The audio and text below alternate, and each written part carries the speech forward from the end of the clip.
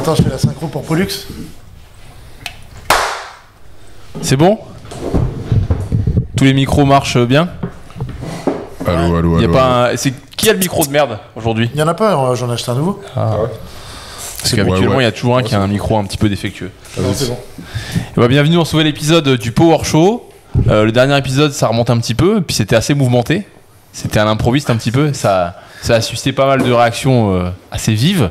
Je pense que ce sera moins polémique aujourd'hui. Vous avez dit quoi dedans le truc? On était avec Guillaume Guillou. Alors Guillaume Guillou, c'est un coach et un facho. Voilà. C'est juste pour l'inclusivité, ils m'ont ramené le et tout. Non, c'est un coach qui s'est beaucoup politisé, qui est un coach CrossFit qui s'est beaucoup politisé ces dernières années dans son contenu. Et puis c'est un mec qui, de toute façon, il nous l'a dit pendant le podcast. Il a dit, moi, je suis quelqu'un qui aime bien le conflit. voilà. Non, et puis c'est quelqu'un qui, comment dire, Passe sa langue dans sa poche. qui a pas sa langue dans sa poche, et puis soit les gens adorent, soit et adhèrent. Il a même un petit côté un petit peu entre guillemets gourou, soit les gens aiment pas du tout. Et donc le podcast, il a eu beaucoup de vues parce que quand t'as un mec comme ça, les gens sont toujours très curieux. Les deux la vidéo la plus vue de notre chaîne, ça a été longtemps la sienne, le premier podcast qu'on avait fait avec lui. Et là, tu vois, par rapport aux vues qu'on fait habituellement, on a fait 3 fois plus que d'habitude, quoi. Cool. Donc, malgré le fait que j'en aime pas, les gens regardent quand même. C'est ça qui est marrant. Ça fonctionne, hein, de toute façon. Exactement. Donc là, ce sera un petit peu plus soft, je pense. Donc, on reçoit aujourd'hui Cameron, Salut. avec qui on a déjà travaillé. Si vous avez regardé des vidéos sur notre chaîne YouTube ces 2 dernières années, il y a de fortes chances que vous soyez tombé sur des vidéos réalisées et montées par Cameron ou par tes stagiaires. C'est mieux quand c'était toi que par tes stagiaires. Ouais, ils en ont fait une ou deux quand même. Mais ça, Une et demie. Une qui était spéciale. Ouais. C'était la vidéo épilepsie. Ouais. Et on mettra des extraits, je demanderai à Paul qui nous mette des petits extraits, et qui est le fondateur, créateur de Rétro Muscle, qui aujourd'hui... Je l'ai fait avec Sam, voilà, vraiment à la base, mais je m'occupe de la marque. Quoi. Voilà, mais en tout cas, voilà, j'allais venir, tu as fait ça avec ton associé, donc Samuel Hartmann, qui lui est bodybuilder, tu dis professionnel. Je crois Ouais, c'est ça, dans sa fédé nati, il était pro, enfin il est pro parce qu'il vit du body et des créations de contenu, mais il était pro sur le papier dans son ancienne fédé, mais là il recommence en amateur. Et donc vous avez créé le concept, en tout cas à la base, Rétro Muscle, donc comme son nom l'indique, c'est un concept rétro qui vise un petit peu à mettre en avant le côté bodybuilding des années 80, de la Golden Era, et en gros, grosso modo, tout ce qui touche un peu aux années 80, donc le côté un peu musical, le côté vestimentaire, je crois que même les inspirations cinématographiques, etc. Ouais, vous avez à la base un délire par rapport à ça, qui en 2023 s'est concrétisé, enfin 2024 s'est concrétisé en marque de fringues. Exactement. Ouais. Mais à la base, ce qui t'a mis un peu sur le devant de la scène, c'est votre création de contenu sur Instagram notamment, et un petit peu sur YouTube avec Samuel. C'est exactement ça. Est-ce que tu peux parler un petit peu de la genèse de Rétro Muscle, un peu le délire old school? Parce que t'as quel âge? Genre 24 voilà. Là, dans quelques jours là. Donc un mec de 24 ans qui est autant inspiré par un délire des années 80, c'est quand même ultra rare. Je pense que même si le rétro, comme tu dis, c'est tout le monde aime bien. Tout le monde aime bien, mais de là à en faire un art de vivre, et surtout de fonder, enfin de concentrer tout son travail là-dessus, c'est quand même particulier. Tout le monde aime bien, mais le gros de ta génération sur leur inspiration, c'est plus ce qu'il y a eu après des années 2000-2010. C'est plus Ziz que c'est pas le même rétro, mais moi c'est plus Ziz que Frank Zane, quoi. Je trouve le tien un peu plus stylé quand même de rétro que celui de Ziz, de la coiffure tectonique. C'est vrai que c'était pas le même délire, mais à la base j'avais commencé à mettre les shorts courts rétro. Par ça faisait short de Ziz à la base. Par Ziz en fait il s'habillait un petit peu rétro, tu sais, il était stringer, mini short et tout. Donc à l'ancienne j'étais là en mode ouais les gars faut choper des shorts de Ziz. Maintenant c'est des shorts rétro. Ça a changé. Je te coupe juste 2 secondes. Donc pour ceux qui voient pas Rétro Muscle, on va mettre des inserts.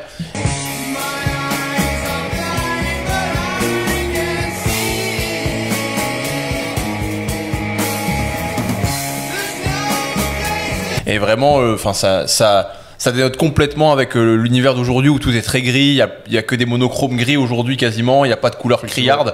Et là, vous vraiment, quand on voit votre contenu, c'est rafraîchissant parce que c'est très coloré. Ça, et vraiment, on voit même dans le filtre que vous mettez à la caméra, il y a un filtre années 80. C'est très très travaillé parce qu'à la base, t'es réalisateur. Donc c'est pas juste un style, c'est vraiment du début à la fin le concept, quoi. Le filtre Rocky. Ouais, c'est ça. C'est vrai que tout le monde demande le filtre. J'avais vendu les presets, mais ça se vendait pas. Tout le monde regardait juste. Mais bref. Du coup, à la base des bases, Rétro Muscle, voilà, c'est ça.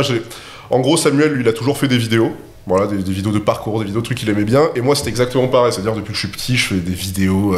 Il y a eu les vidéos de Beyblade quand j'étais petit, après les vidéos de Minecraft sur l'ordi. Il y a eu Battlefield, CS, il y a eu un petit peu tout. Après, il y a eu le BMX où j'ai fait une chaîne YouTube qui avait bien marché, entre guillemets, à l'époque, dans la niche qui était le BMX. Et bah, j'avais arrêté, je m'étais défoncé le dos, etc. Et puis ça m'était un petit peu passé tout simplement. Et c'est vrai que je me disais, j'aimerais bien reprendre des vidéos un petit peu sur un sujet, faire un petit créa de contenu. Pensez quand on aime la vidéo, on a envie de créer dans tous les cas, comme vous faites des vidéos, c'est cool quoi, tout simplement. Et je suis dans une période où je tombais pas mal dans le délire vraiment années 80.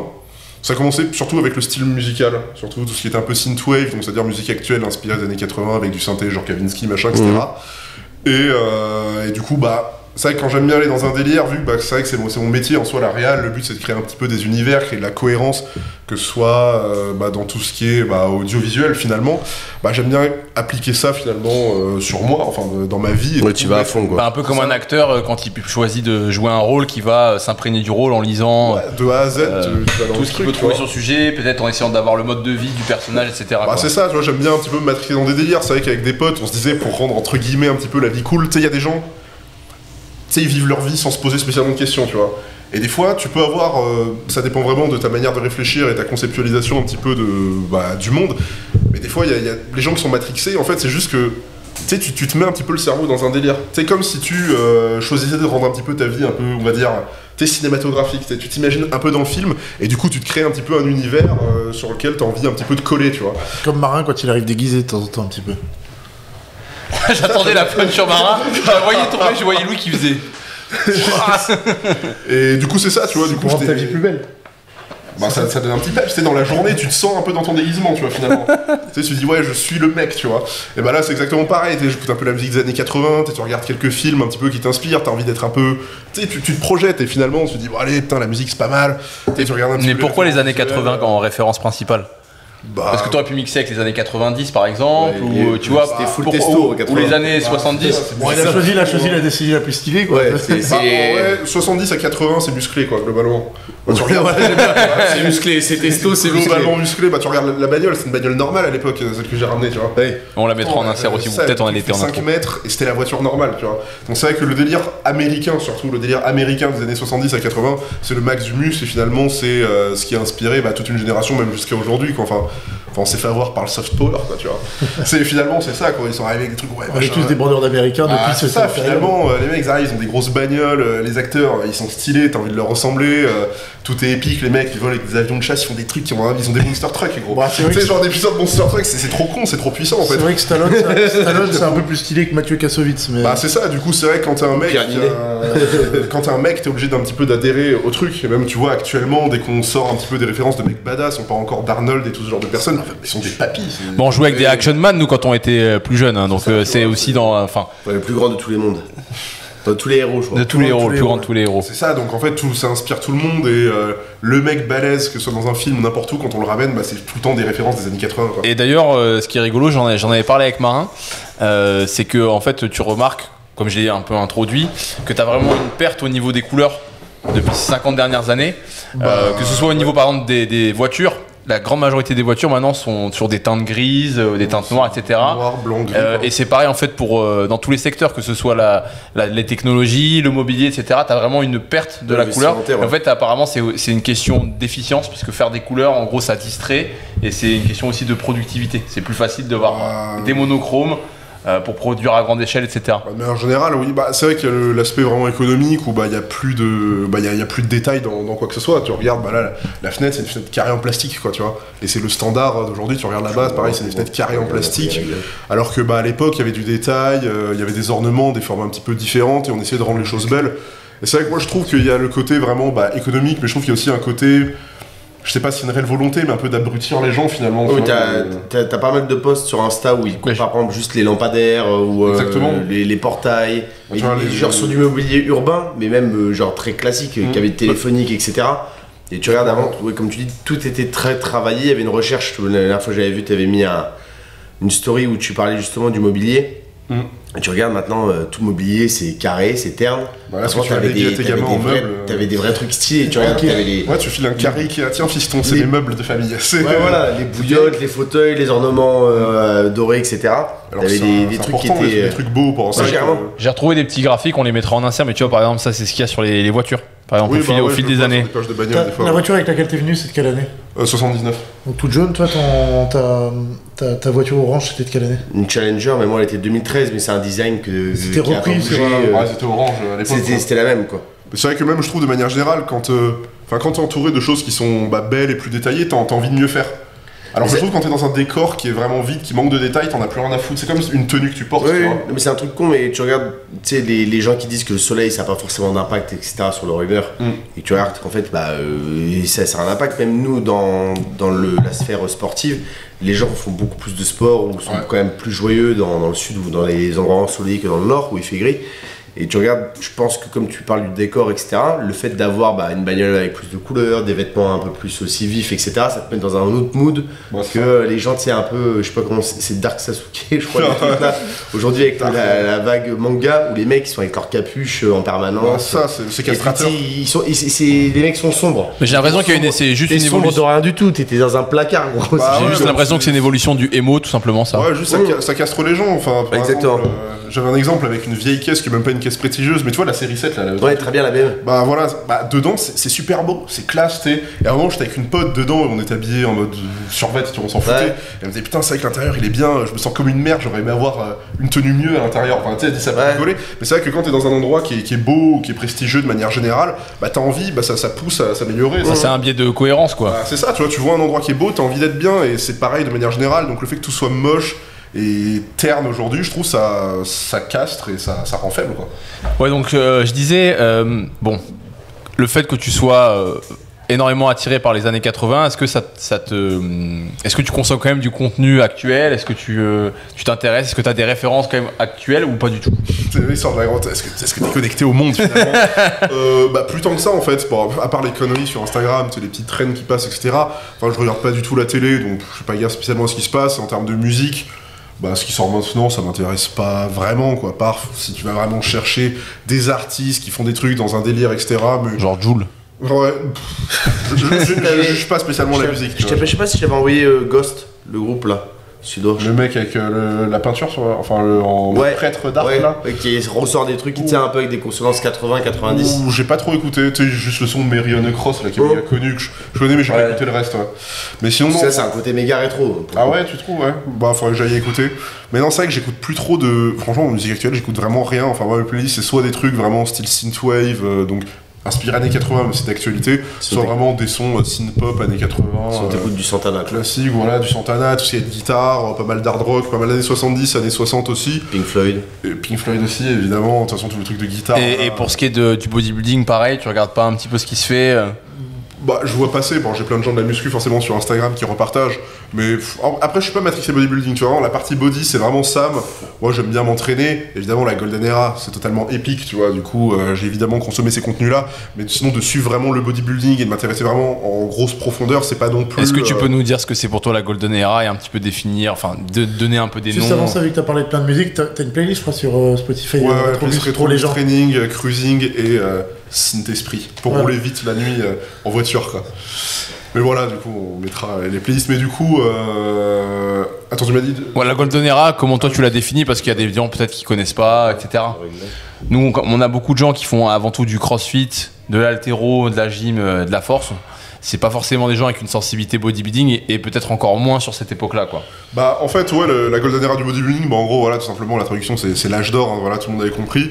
C'est, en gros, c'est là où, en fait, c'était vraiment beau, où ça inspirait, où c'est-à-dire que le gagnant, celui qui gagnait Mister Olympia, t'avais envie de lui ressembler. Toi, tu regardes Arnold, tu regardes Zayn, des mecs comme ça, tu te dis, putain, les mecs, j'ai envie de leur ressembler, parce que c'était pas non plus extrême, enfin, même s'ils avaient des grosses mensurations, c'était harmonieux, c'était beau, et c'est vrai qu'après, on est passé dans une ère où, les mecs... Plus bêtes de foire, quoi. Voilà, exactement, tu regardes à partir de... c'était Dorian Yates qui arrivait, qui commençait à être vraiment ultra balèze, où tu te dis, là, on va vers des choses qui sont vraiment disproportionnées. C'est redescendu un petit peu, parce que tu regardes même l'époque de Ronnie, etc. C'était extrême, hein. Le mec te dit, aujourd'hui, limite le top 3 actuel, en open...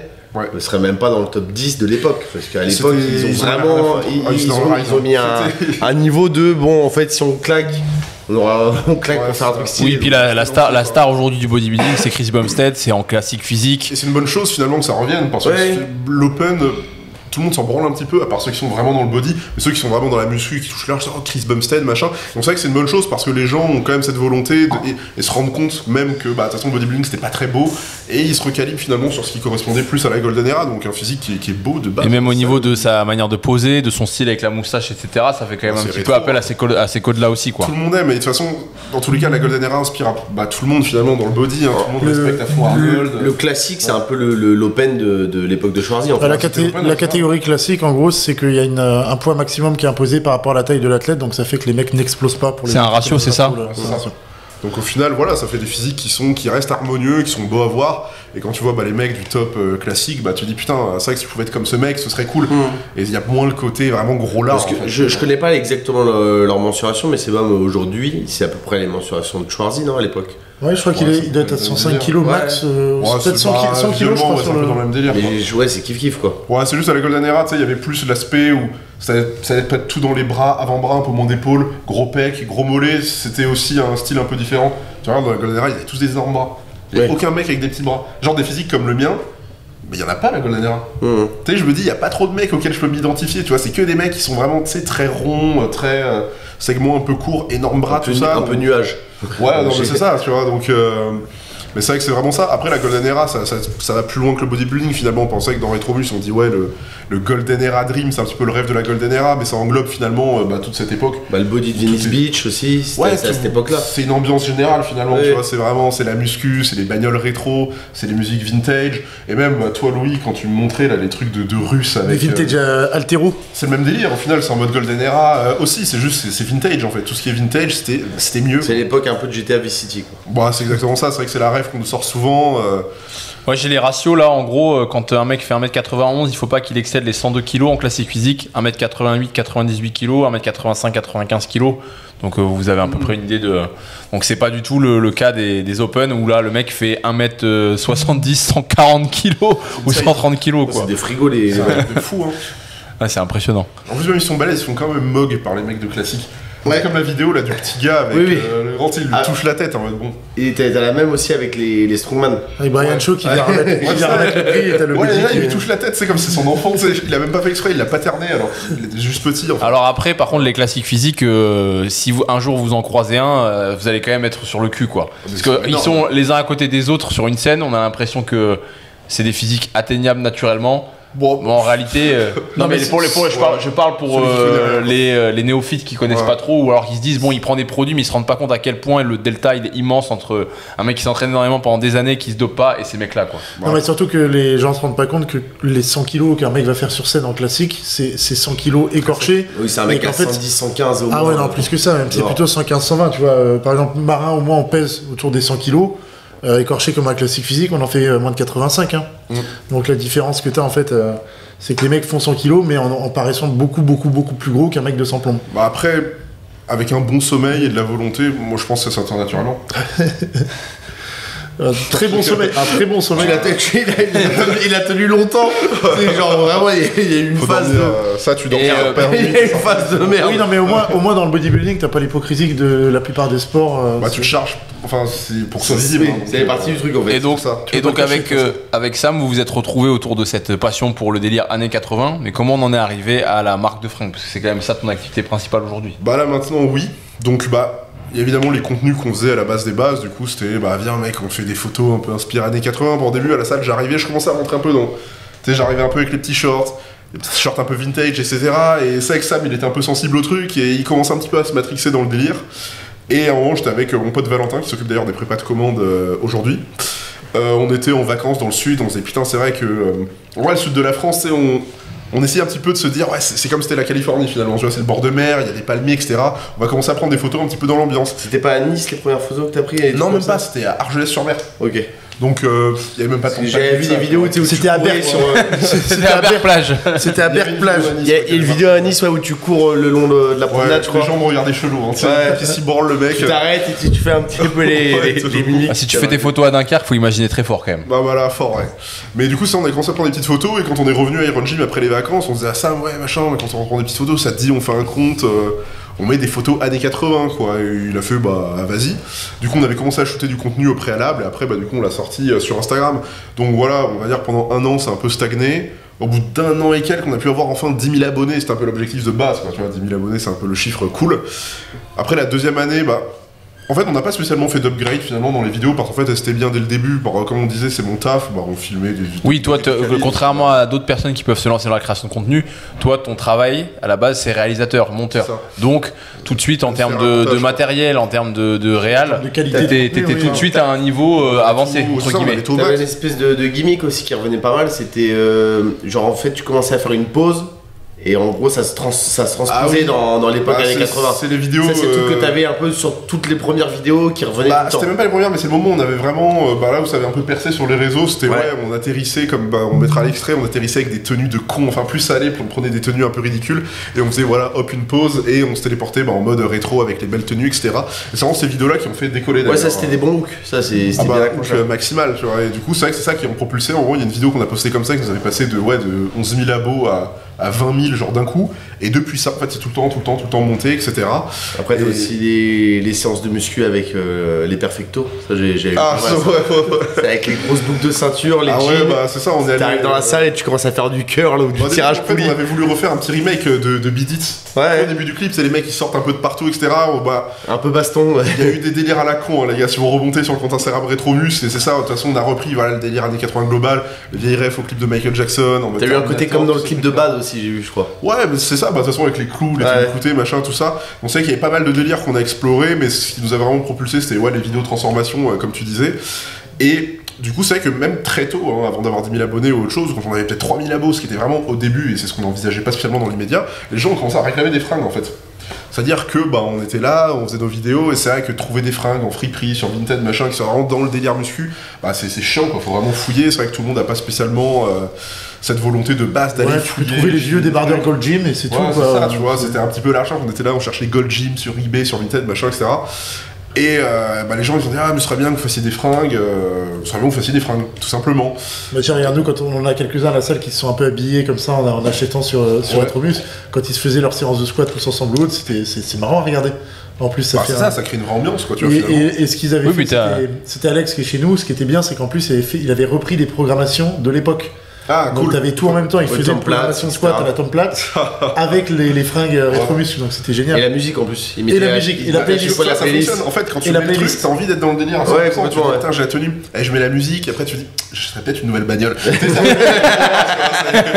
C'est vrai, c'est comme ça que ça a fonctionné, tu vois, finalement. Du coup, les gens ils ont demandé les vêtements, et c'est vrai que dans mon projet de BMX que j'avais fait avant, moi j'avais 14 ans, c'était jeune à l'époque, c'était mal fait, mais on avait fait des t-shirts, tu vois, il y avait un mec qui nous avait aidé, machin, on avait pu en faire, donc je me suis dit on va faire un petit peu dans le même délire, du coup on a commandé des fringues chez un fournisseur, on les a fait imprimer à Limoges, et du coup on a fait notre première version de t-shirt, et qui est partie, on avait fait genre 20 exemplaires, c'était que dalle. Mais moi à l'époque du BMX on avait fait une 50aine, ça a mis 2 ans à se vendre, tu vois, du coup je me suis dit on va pas trop commander pour pas garder du stock sur les bras, et c'est vrai qu'on avait fait un peu plus d'une vingtaine, et le truc était parti genre en 3 minutes c'est parti. 2-3 minutes, tu vois, j'ai regardé ton site, j'ai lu. Ouais, et du coup c'est 3 minutes. On s'était dit putain, c'est chaud quoi, tu vois que... C'est vrai que maintenant, en fait, l'engouement est différent par rapport à tout ce qui est vendu aux influenceurs, etc. Sur Instagram, c'est vrai que les gens consomment beaucoup plus qu'avant, en fait. Du coup, moi, j'étais pas du tout... Enfin, déjà que j'achète... Je pense pas que ce soit ça. Je pense que le meilleur moyen, pour moi, la manière la plus saine de lancer un business, c'est quand tu fais quelque chose de manière... pas forcément passionnée, mais en tout cas quelque chose que tu apprécies faire, dans lequel tu es bon, et c'est les gens qui viennent te réclamer. Aussi, oui. C'est les gens, tu vois, par exemple, nous les programmations, c'est les gens qui ont commencé aussi à nous demander des programmations. Est-ce que tu peux me suivre? Pareil pour les coachings, pareil pour les séminaires qu'on fait. Les séminaires, c'est pas nous qui nous sommes dit un jour, un matin, on va proposer des séminaires au box, on va appeler, etc.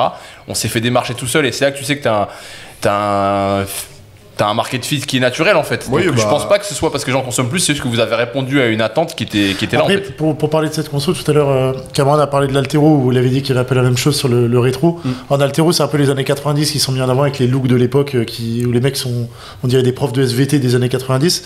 Et Weightlifting House a sorti fin 2024 une collection qui s'appelle années 90. Et ils ont sorti Classic Training Pants, ils ont mis des t-shirts oversize, des jackets qui font un peu de l'époque. Donc ça fonctionne exactement. C'est années 90. Ouais. Donc il y a quand même un... Oui, il y a quand même une vague rétro qui est en train de... Une petite vague rétro, ouais. Même tu regardes dans l'automobile, aujourd'hui tu as pas mal de caisses qui sortent avec des inspirés rétro. Tu regardes la R5 électrique là, qui est sortie. qui reprend vraiment les lignes de la R5. De la R5 de Après, l'époque, sans la dénaturer. Il y a plein de trucs qui reviennent comme ça. Après, la nostalgie est connue en marketing comme étant un super levier de conversion déjà de base. Et en plus de ça, sans faire de la sociologie de comptoir, mais un petit peu quand même, je pense qu'aussi il y a un rejet de la modernité qui est de plus en plus présent dans les nouvelles générations, ou même les nôtres. Et il y a ce côté, en fait, le monde est en train de changer, il change très vite, et se raccrocher peut-être à des choses d'avant, c'est peut-être rassurant. Pour parler un petit peu plus dans le domaine de l'automobile, par exemple la marque Jaguar, je sais pas si vous avez vu un truc qui est passé, ils ont poussé à l'extrême le truc un peu flat design, Jaguar, etc. Jaguar Walk un peu. Et en gros ils ont supprimé le logo qui était emblématique, avec le Jaguar, etc. qui était travaillé, avec un truc flat design et juste écrit Jaguar dégueulasse, avec des trucs hyper woke, etc. Et la marque se casse la gueule. Alors qu'à côté de ça, tu vois, là on parlait de Renault, mais t'as d'autres marques, je crois, alors c'est des modèles plus prestigieux, mais la Ford GT40, ils l'ont ressorti avec les lignes de l'époque. C'est ça, elle a pas bougé. Et tu regardes même chez Ferrari, ils ont fait la dernière qui est sortie, à reprendre les lignes de la Testarossa. Ouais. Donc il y a un vrai retour sur les trucs d'époque, quoi. Et puis même... Avant qu'ils interdisent les voitures thermiques.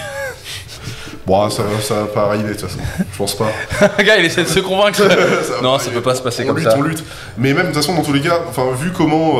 là après on part... C'est une petite parenthèse semi-politique, c'est pas vraiment politique, mais... C'est-à-dire que... Après le dernier podcast qu'on a fait, n'aie pas peur. C'est vraiment une petite parenthèse, mais c'est vrai qu'il y a tellement de choses qui partent en cacahuète actuellement, qu'en fait les gens veulent un peu retourner dans le passé, tu vois. Il y a tellement de trucs qui... Tu regardes par exemple... c'est trop dep aujourd'hui. Il y a énormément de conversions au christianisme, par exemple, tu vois. Ouais, on a de fous, genre c'est en train d'exploser. Ouais, nous on le voit dans nos proches.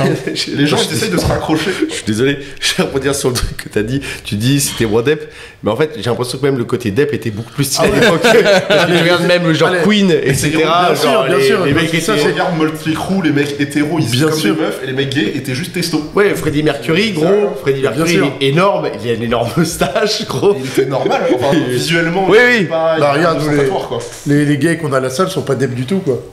Oui, c'est ça, tu vois.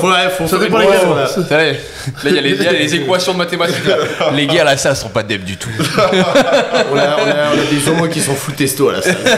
Et du coup, c'est ça, du coup, il y a pas mal de gens qui semblent se raccrocher. Genre là, ils voient que les trucs partent en couille, ils se reconvertissent au christianisme, et peut-être que les années 80, c'est aussi un refuge dans le passé où on se dit, par contre, c'est un gros retour en arrière si on arrive au stade croisade, quoi. Genre, tout le monde veut pas faire les mêmes bons en arrière, quand même. Cameron, il vient avec le débardeur jaune, Marie vient avec une cote de maille. Parce que là, tu regardes les mecs en MMA, il y en a plein. À la fin des combats, là, t'as un Français qui l'a ressorti, là, qui a fait AV Christus Rex.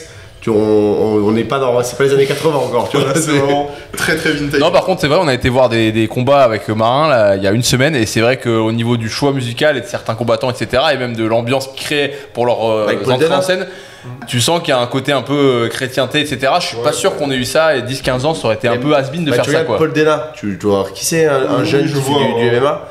À la fin, il arrive, il pose avec un béret, etc. Et j'ai regardé sur son Insta. Il arrive entre guillemets dans Bordeaux avec une voiture rétro. Rétro. Je crois qu'on lui a prêté, c'est une Caterham, donc c'est pas rétro, mais tu vois, c'est un peu quand même. Il était pas avec un capture. Oui. Après, même aujourd'hui, un capture, c'est pas incroyable. Non, aussi, tu vois.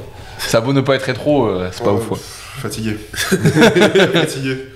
Mais du coup, c'est peut-être un moyen pareil d'essayer de se réfugier dans une époque où ça allait. Pas surtout, bien évidemment, mais dans ce qui où on avait l'impression que ça allait. Oui. Non, chaque époque, il y a des trucs bizarres dans tous les cas. La dernière fois, j'ai revu passer les publicités avec pour les clopes. Où t'as des gens qui viennent dans les hôpitaux déguisés en clopes, qui vont voir les enfants malades. Et oubliez pas, t'es malade, mais si tu veux acheter du Lucky Strike, c'est bien. Même à l'époque, c'est-à-dire que t'es là, imagine, t'as un rendez-vous business, tu prends le Concorde, déjà le Concorde. Il est full testo. Les mecs te distribuent des clopes dedans. Ouais. C'est une dinguerie, tu sais, les mecs, t'es dans l'avion, ils fument une clope, on te donne un petit paquet de Marlboro cool là. Ouais, et en plus, c'était des clopes. Un avion qui a fait perdre des millions d'euros. C'est des paquets de 5 ou 10 clopes. Même si tu fumes pas, t'as envie de fumer en fait dans ce contexte. Ouais, c'est vrai. T'es dans ton truc, c'est le maximum en fait. Mais moi, on a trouvé le titre, je pense, du podcast des full testo. Je voudrais revenir sur un truc parce que Tu vois, t'as dit que ça t'est un peu tombé dessus dans le sens où t'avais pas pour ambition au début de te dire tiens, je vais gagner de la thune en vendant des fringues. Tu t'es rendu compte que ça plaisait et du coup t'es allé dedans. Et malheureusement, bon, c'est un peu plus dans le monde du crossfit. Moi j'ai l'impression qu'aujourd'hui, les gens réfléchissent dans l'autre sens. Ils essayent à tout prix d'aller dans un truc en disant il faut faire de l'argent avec ça. Et nous, le nombre de démarchages qu'on a avec toutes les marques qui veulent vendre soit des Energy Balls, soit des nouveaux logiciels de gestion ou autres, on en a tous les 2 jours des démarchages comme ça. C'est un peu pénible. Et en fait, moi à chaque fois, ce que je me dis, c'est un peu pénible. Je me dis, ça va pas marcher. C'est un truc. Ils ont réfléchi avec le chemin. Tu veux dire que avec seulement le côté opportuniste, ça marche pas? Tu penses que c'est un peu limité? L'acquisition et de démarcher les gens? Non, pas l'acquisition, mais c'est que les personnes partent en se disant tiens, il faut que je fasse de l'argent dans le crossfit, donc je vais essayer de trouver un truc. C'est le côté opportuniste de la chose. En fait, alors que toi, c'était un peu l'inverse. T'as fait ton truc, ton délire, ton machin, tu te dis ce truc-là est monétisable en quelque sorte. Non, en fait, faut que ça vienne vraiment du cœur. En général, enfin, tous les business qui sont faits vraiment que. Ouais, mais est-ce que ça vient du cœur quand quelqu'un te dit je fais une boîte un logiciel de gestion, tu vois? Non, quand il dit faut que ça vienne du cœur, je suis en train de penser à Musk. From the heart. My house goes to you. Non, mais c'est vrai qu'il faut que ça vienne du cœur. Enfin, tous les business qui sont faits en mode ouais, machin, je veux faire des thunes, etc. C'est déjà creux, c'est un peu mal intentionné finalement. Tu vois, c'est juste de l'avarice. Je vais aller récupérer les thunes des gens. C'est pas bien. À chaque fois que moi, il y a un truc qui a marché, c'est quand je faisais un truc qui avait rien à voir, qui était pas du tout pour la. Pour apporter peut-être un peu de nuance à ce que vous dites, je pense que ça vaut dans nos secteurs à nous parce que c'est des secteurs qui sont pas des secteurs très rémunérateurs. Ça reste des secteurs niche et donc c'est vrai que il y en a qui veulent faire de la niche dans la niche. Voilà, mais c'est le secteur passion aussi. C'est le secteur passion. Tu peux être animé, genre si tu vends de l'huile par exemple, je sais pas, ou du liquide de refroidissement. T'as moins le côté ouais putain à l'époque le liquide de refroidissement ça reste des métiers passion donc c'est sûr que si tu viens et que ton but c'est de maximiser ton profit, ça va être compliqué et tu peux te retrouver si t'as ce profil là à vouloir à tout prix rester dans cette niche à jouer uniquement sur l'opportunité qui est mal évaluée puisque ça reste un tout petit secteur quoi. Soit voilà tu fais un business qui est vraiment genre ultra utile où il y a une vraie demande genre un liquide de refroidissement, un truc de garagiste ou une commodité mais qui il y aura toujours besoin. Alors voilà, tout ce qui est vêtements, création de contenu, c'est des choses qui sont pas nécessaires. En réalité, on peut s'en passer. Enfin, je parle du vêtement. Le vêtement de base fonctionne, mais voilà, par exemple, une esthétique rétro, les gens, ils en ont rien à foutre de base. Donc c'est plus, voilà, si tu mets vraiment ton cœur, que les gens vont vouloir adhérer. C'est comme vendre de l'art. Surtout que les gens, quand ils marcher des gens pour vendre tes peintures, il faut qu'ils y soient touchés, qu'ils y soient sensibles et qu'ils veuillent qu'il y ait une histoire aussi derrière, quoi. Exactement. D'ailleurs, est-ce que tu peux nous parler du coup de la création de la marque parce qu'on s'en rend pas compte. Il y a beaucoup de gens, je pense, il y a beaucoup de gens qui en premier business ont essayé de lancer une marque de fringues.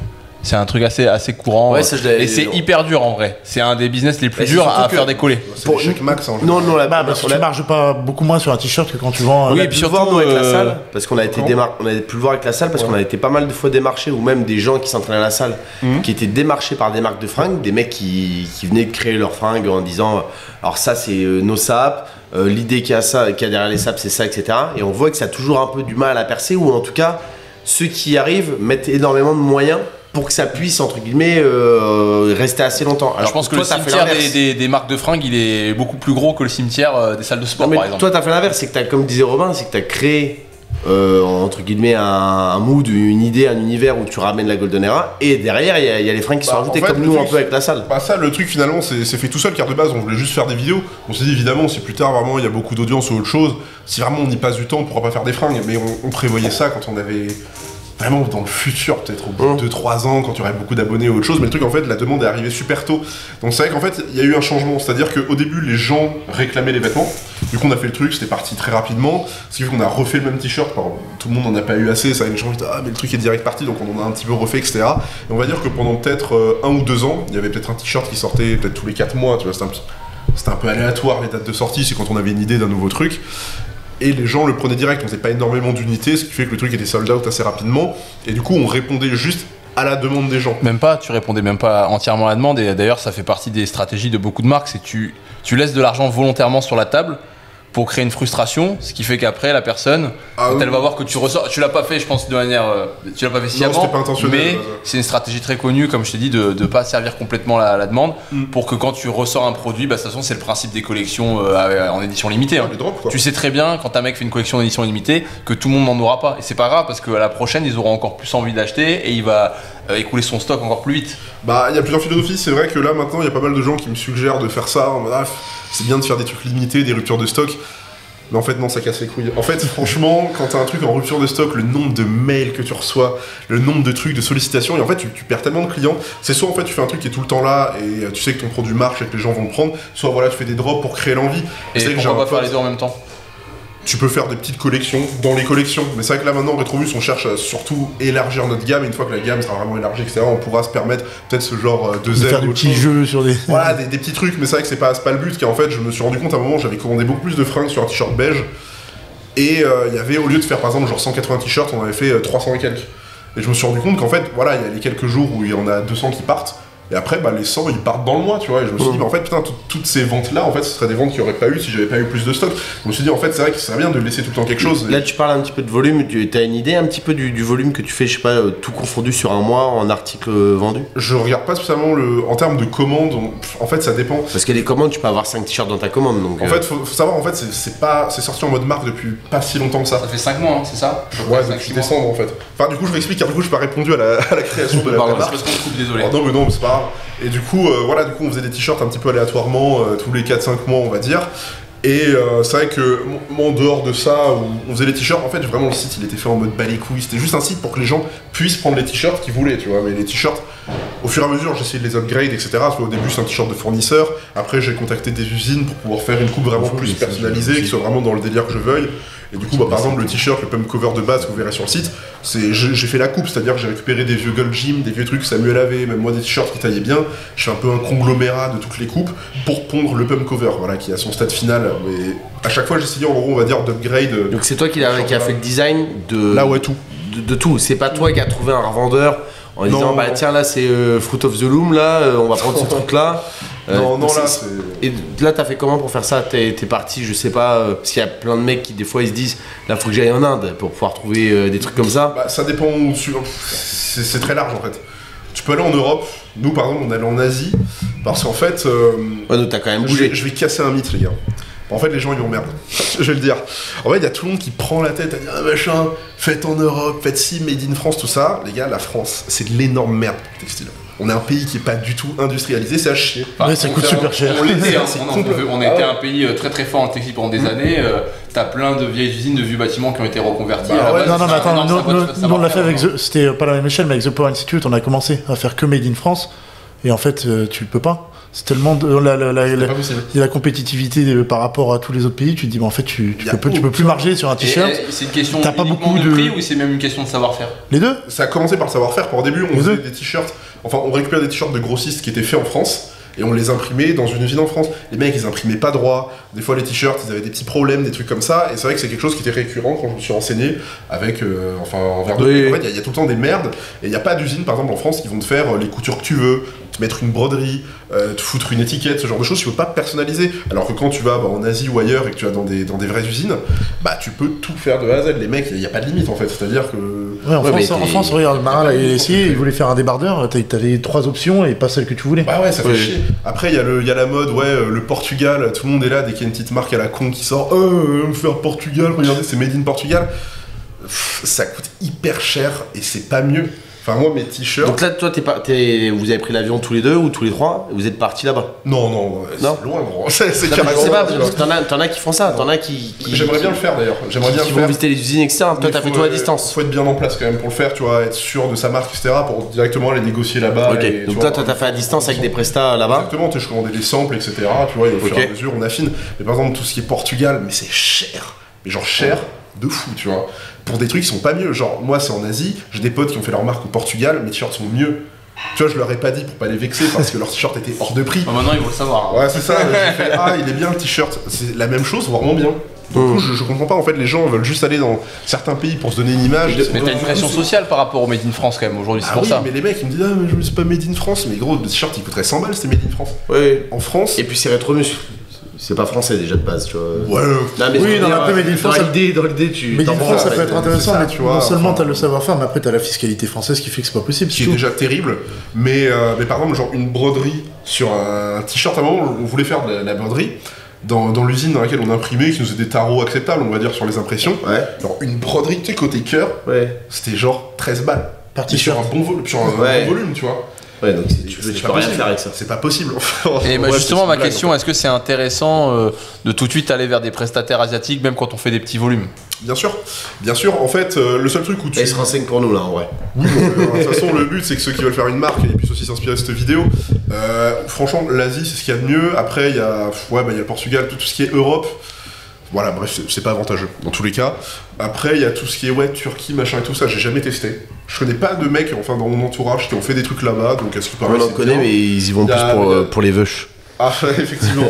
Il y a pas mal de trucs de cuir, je vois, qui font des trucs là-bas. Bon, moi, j'ai pas du tout testé. Après, l'Asie, c'est vraiment la base, surtout la Chine. Pour les mecs, en fait, c'est des monstres absolus. Enfin, tout ce qu'il y a là, dans cette pièce, je pense que ça vient de Chine. Oui, bah, c'est les producteurs non, mais je suis allé en Chine, j'ai fait un costume sur mesure qui m'a coûté le même prix qu'un costume que je peux avoir chez Zara, mais rien à voir sur le truc. Et si je veux la même chose en sur-mesure en France, non seulement je pense que la qualité sera moins bien en termes de savoir-faire, encore une fois, et le prix ce sera 5 ou 6 fois le prix. Juste pour une idée, parce que là, Louis il s'en occupe souvent, mais un seul flocage sur un t-shirt. Alors tu vas me dire que ça dépend des unités, du nombre de commandes, etc. En fait, t'avais une idée ou pas? Je sais pas exactement combien ça coûte, faudrait que je regarde. Moi je te donne une idée sur un prestataire qu'on a, et c'est pas sur un t-shirt, c'est quand même sur du volume. C'est unicolore. Ouais, unicolore, je crois que c'est vendu 6 balles.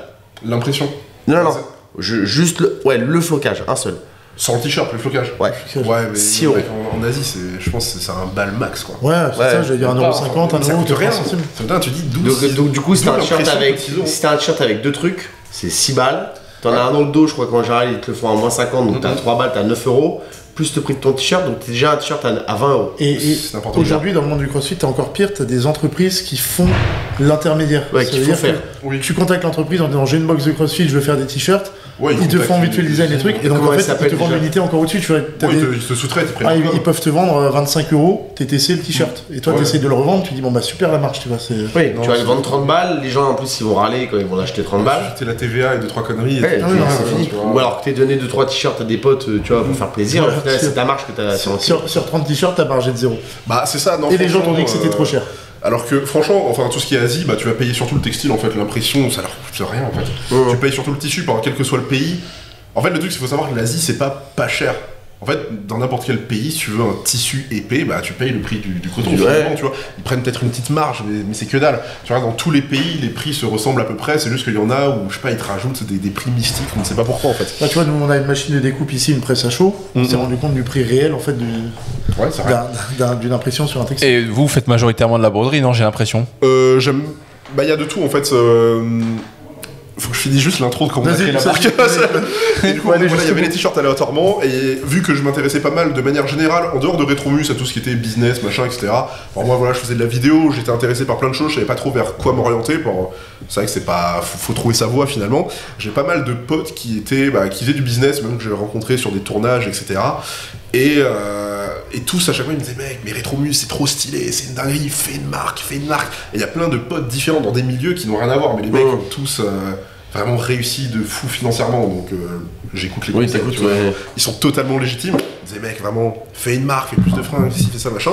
Et en fait, ce qui fait que le truc a fonctionné et que ça arrive où ça en est, c'est juste que j'ai écouté les conseils de mecs qui ont vraiment réussi dans leur truc. Donc ce que tu disais en story la dernière fois. Ouais, c'est exactement ça, tu vois, juste appliquer tous les conseils. J'ai fait presque un sans faute finalement quand c'est sorti, parce que tous les mecs qui m'ont donné des conseils, en fait je les écoutais. Mais bref, ça c'est encore un autre truc, mais bref, du coup voilà, il y a plein de gens qui m'ont incité en gros à faire une marque, et je me suis dit là je vais essayer de faire plusieurs t-shirts, faire des débardeurs, des shorts, des machins, car d'habitude c'était un t-shirt, un short, à la limite un t-shirt, une serviette. Donc là je fais juste une gamme plus large. Et c'est là que les petites galères ont commencé, tu vois, car du coup c'est des t-shirts un peu plus personnalisés, car il y avait déjà le t-shirt de base qui était bon, c'est le pump cover noir que vous avez déjà sûrement dû voir.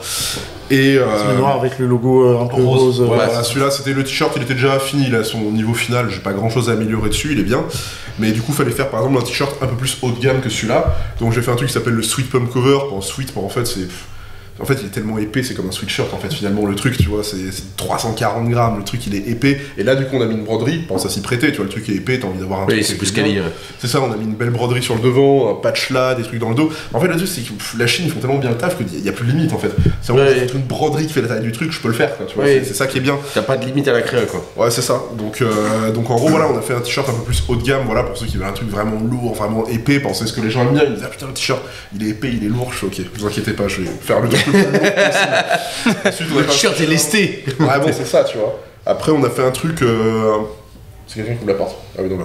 Non, t'inquiète. Ensuite, on a fait un t-shirt un petit peu moins haut de gamme. Enfin, moins haut de gamme. En fait, il est aussi bien que le pump cover de base, il coûte le même prix à faire, mais il fallait un t-shirt un peu moins cher.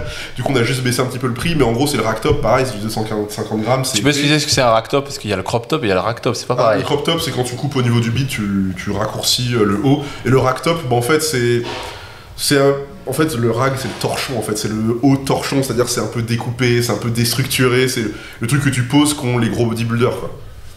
Tu vois, souvent, t'as des trucs un peu découpés, un peu DIY, tout ça. C'est volontairement, ça fait volontairement un petit peu abîmé. Comme si t'avais un drap, genre juste posé sur. Ouais, c'est ça, c'est vraiment stylé sur les mecs qui sont énormes. Oui, voilà. Ouais, effectivement. C'est vrai que ça rend mieux quand t'es énorme, et c'est vrai qu'un t-shirt qui va sortir, là, par exemple, un rack top, mais un peu plus poussé, avec vraiment le grand col, etc. Il est vraiment énervé, j'ai hâte qu'il sorte. Et celui-là, par contre, il est bien que si t'es vraiment balèze, quoi, tu vois. Ce sera vraiment pour les gars énormes qui veulent le commander. Est-ce que tu vas mettre un conseil dans la description, genre faire au moins 100 kilos sec? Non, mais les gens se douteront peut-être, quoi, tu vois. Mais ça, du coup, voilà, j'ai essayé de faire, de segmenter un petit peu les gammes, on va dire la marque. Et en fait, ça avait pris un retard de fou, c'était censé sortir en septembre. Finalement, c'est sorti en décembre. Et donc, quand c'est sorti en décembre, c'était en précommande. Alors, les trucs étaient toujours pas arrivés. Les vrais trucs sont arrivés fin janvier. Pour dire le niveau de péripétie, en fait, c'est censé sortir en septembre. L'usine avec qui je faisais mes t-shirts de base, qui était ultra carré, elle a fermé. C'est-à-dire, en fait, pendant 3 semaines, j'avais plus de news. Genre, la meuf, elle me répondait 1 fois par semaine, tu vois. Ouais. Tout ça pour me dire, en fait, l'usine est ferme. Du coup, j'ai dû retrouver une autre usine, refaire les échantillons avec eux. Mais un échantillon, tu leur envoies le truc, tu sais, ça prend 3 semaines. Oui, après, tu vérifies si c'est ok, etc. Ça, c'est le problème de la Chine. Nous, on a fait un peu de trucs, c'est que ça met du temps, quoi. Bah c'est ça, c'est pas à côté, donc en fait tu perds un temps de fou.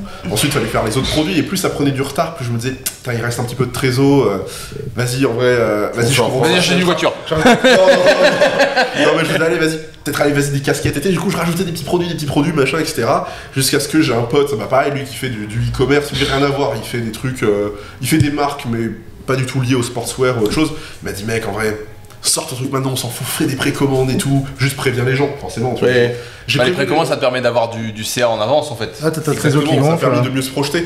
Mais du coup, voilà, j'avais mis le truc, ça arriverait sous 2 mois max. Tu vois, j'avais dit aux gens, les gars, c'est 2 mois grand max, ce sera avant. Spoiler, c'est arrivé après 2 mois. Si on le truc était complètement en retard. Mais du coup, voilà, on a fait les précommandes et là, du coup, il y a eu énormément de commandes. Du coup, ce qui fait qu'au début, j'avais des stocks chez moi. Et j'étais dans une période où je voulais me barrer aux States. C'est là où j'avais dit, je me barre de la France et tout, car on avait fait le voyage avec ça, mais je me suis dit, vas-y, il faut déménager à Los Angeles, c'est épique.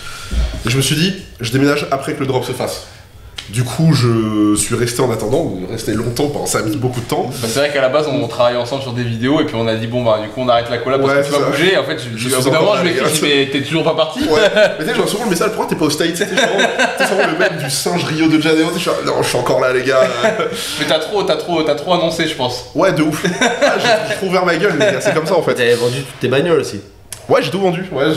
J'étais prêt à partir en fait. Tu t'es rattrapé ça? Ouais, ça va, je suis revenu, je vais mieux là maintenant. Mais du coup, voilà, vu que je savais que j'allais partir, j'ai voulu commencer à bosser avec une plateforme logistique, c'est en gros qui est connectée à ta boutique en ligne. Ils étaient à Paris, enfin ils sont tous sur Charles de Gaulle, de toute façon, pour qu'il y ait les avions, etc. Et tu leur amènes tes stocks, ils sont connectés à la boutique et ils expédient pour toi, car de toute façon, c'est vrai que c'est chiant d'avoir son propre local, tu vois, des fois. Du coup, bref, je leur ai filé les trucs et les mecs ont fait des erreurs de fou.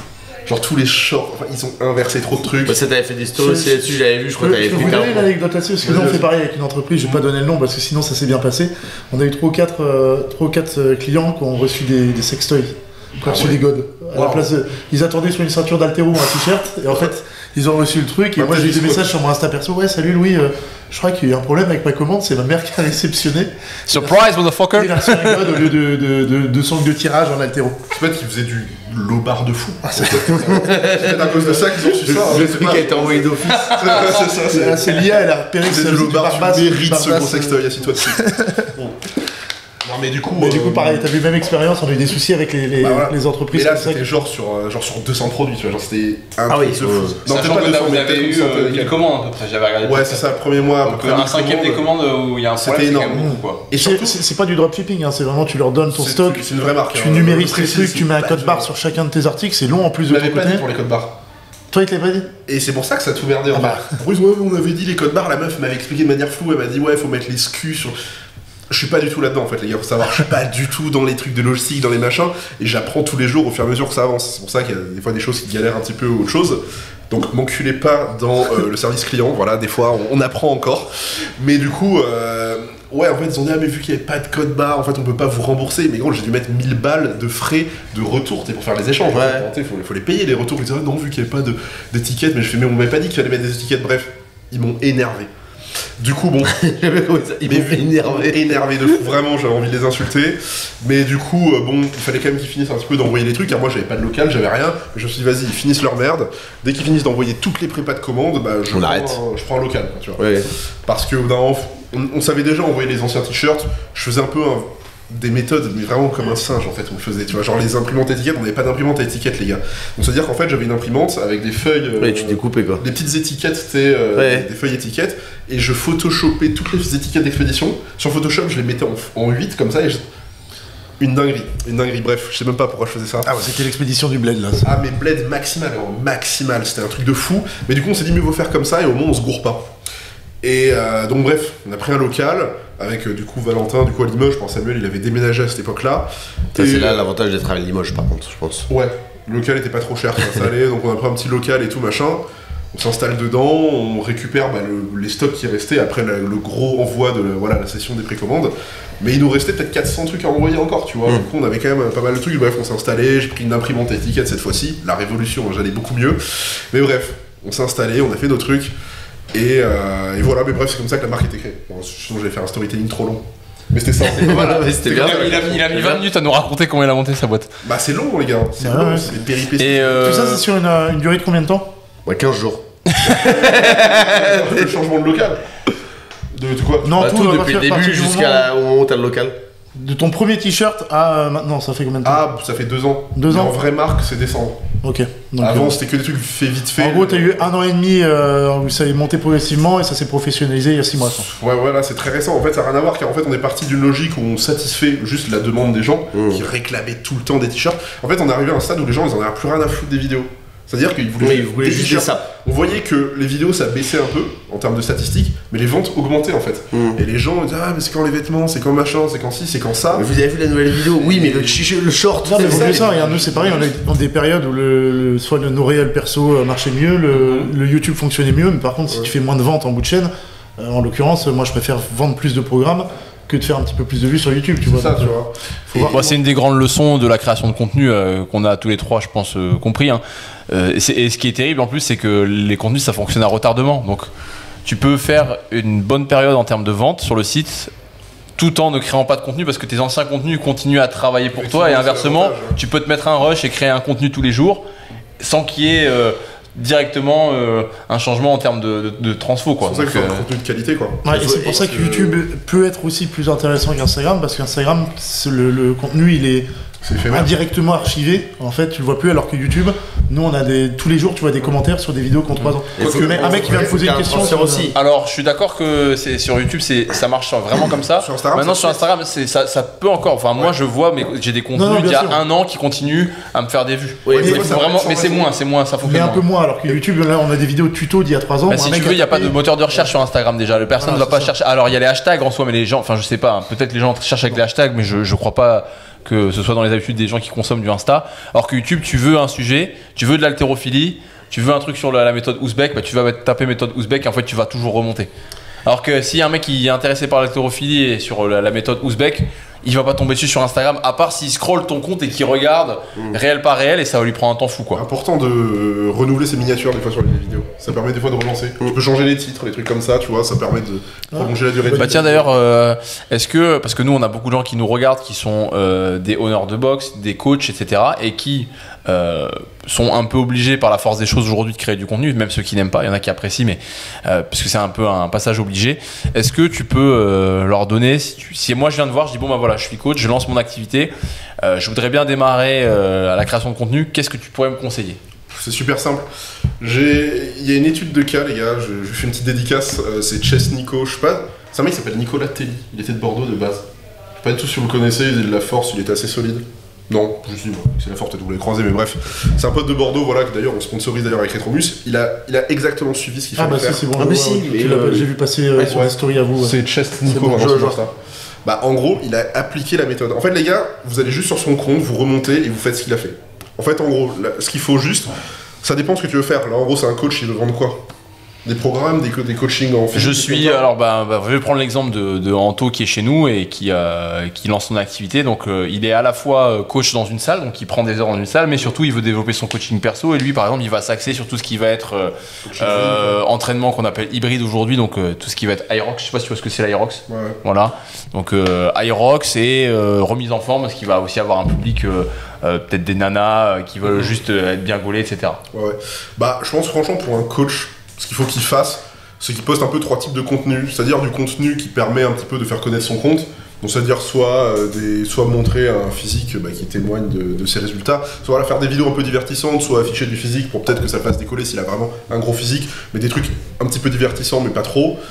Du contenu où il donne tout simplement de la valeur pour les gens qui veulent tout simplement apprendre des choses. Ouais, du tuto, apprentissage de mouvement. Ouais, voilà, c'est ça. Et du résultat, surtout des trucs, par exemple des transformations physiques. La preuve sociale, quoi. Exactement, c'est ça, il faut de la preuve sociale, donc il faut un peu du divertissement pour l'acquisition, en mode top of the funnel. Oui, mais ce que j'allais dire, tu es dans le système d'entonnoir, quoi, le classique. Classique, tu vois, donner de la value, un max, et après montrer aussi de la proof, tout simplement pour montrer que ça marche. Et en fait, juste en faisant ça, juste des vidéos, vous faites... des vidéos où vous donnez des conseils, vous expliquez des trucs, même des trucs bateaux, il y a toujours quelqu'un qui connaît rien et qui rentre un petit peu dans le truc et qui va apprendre quelque chose, même sur des trucs de base, juste donner un maximum de valeur en fait, tout simplement pour montrer que vous êtes quelqu'un de confiance. Si vous n'avez pas une méga social proof, juste donner de la valeur au mec et surtout avec des conseils qui soient activables directement en fait.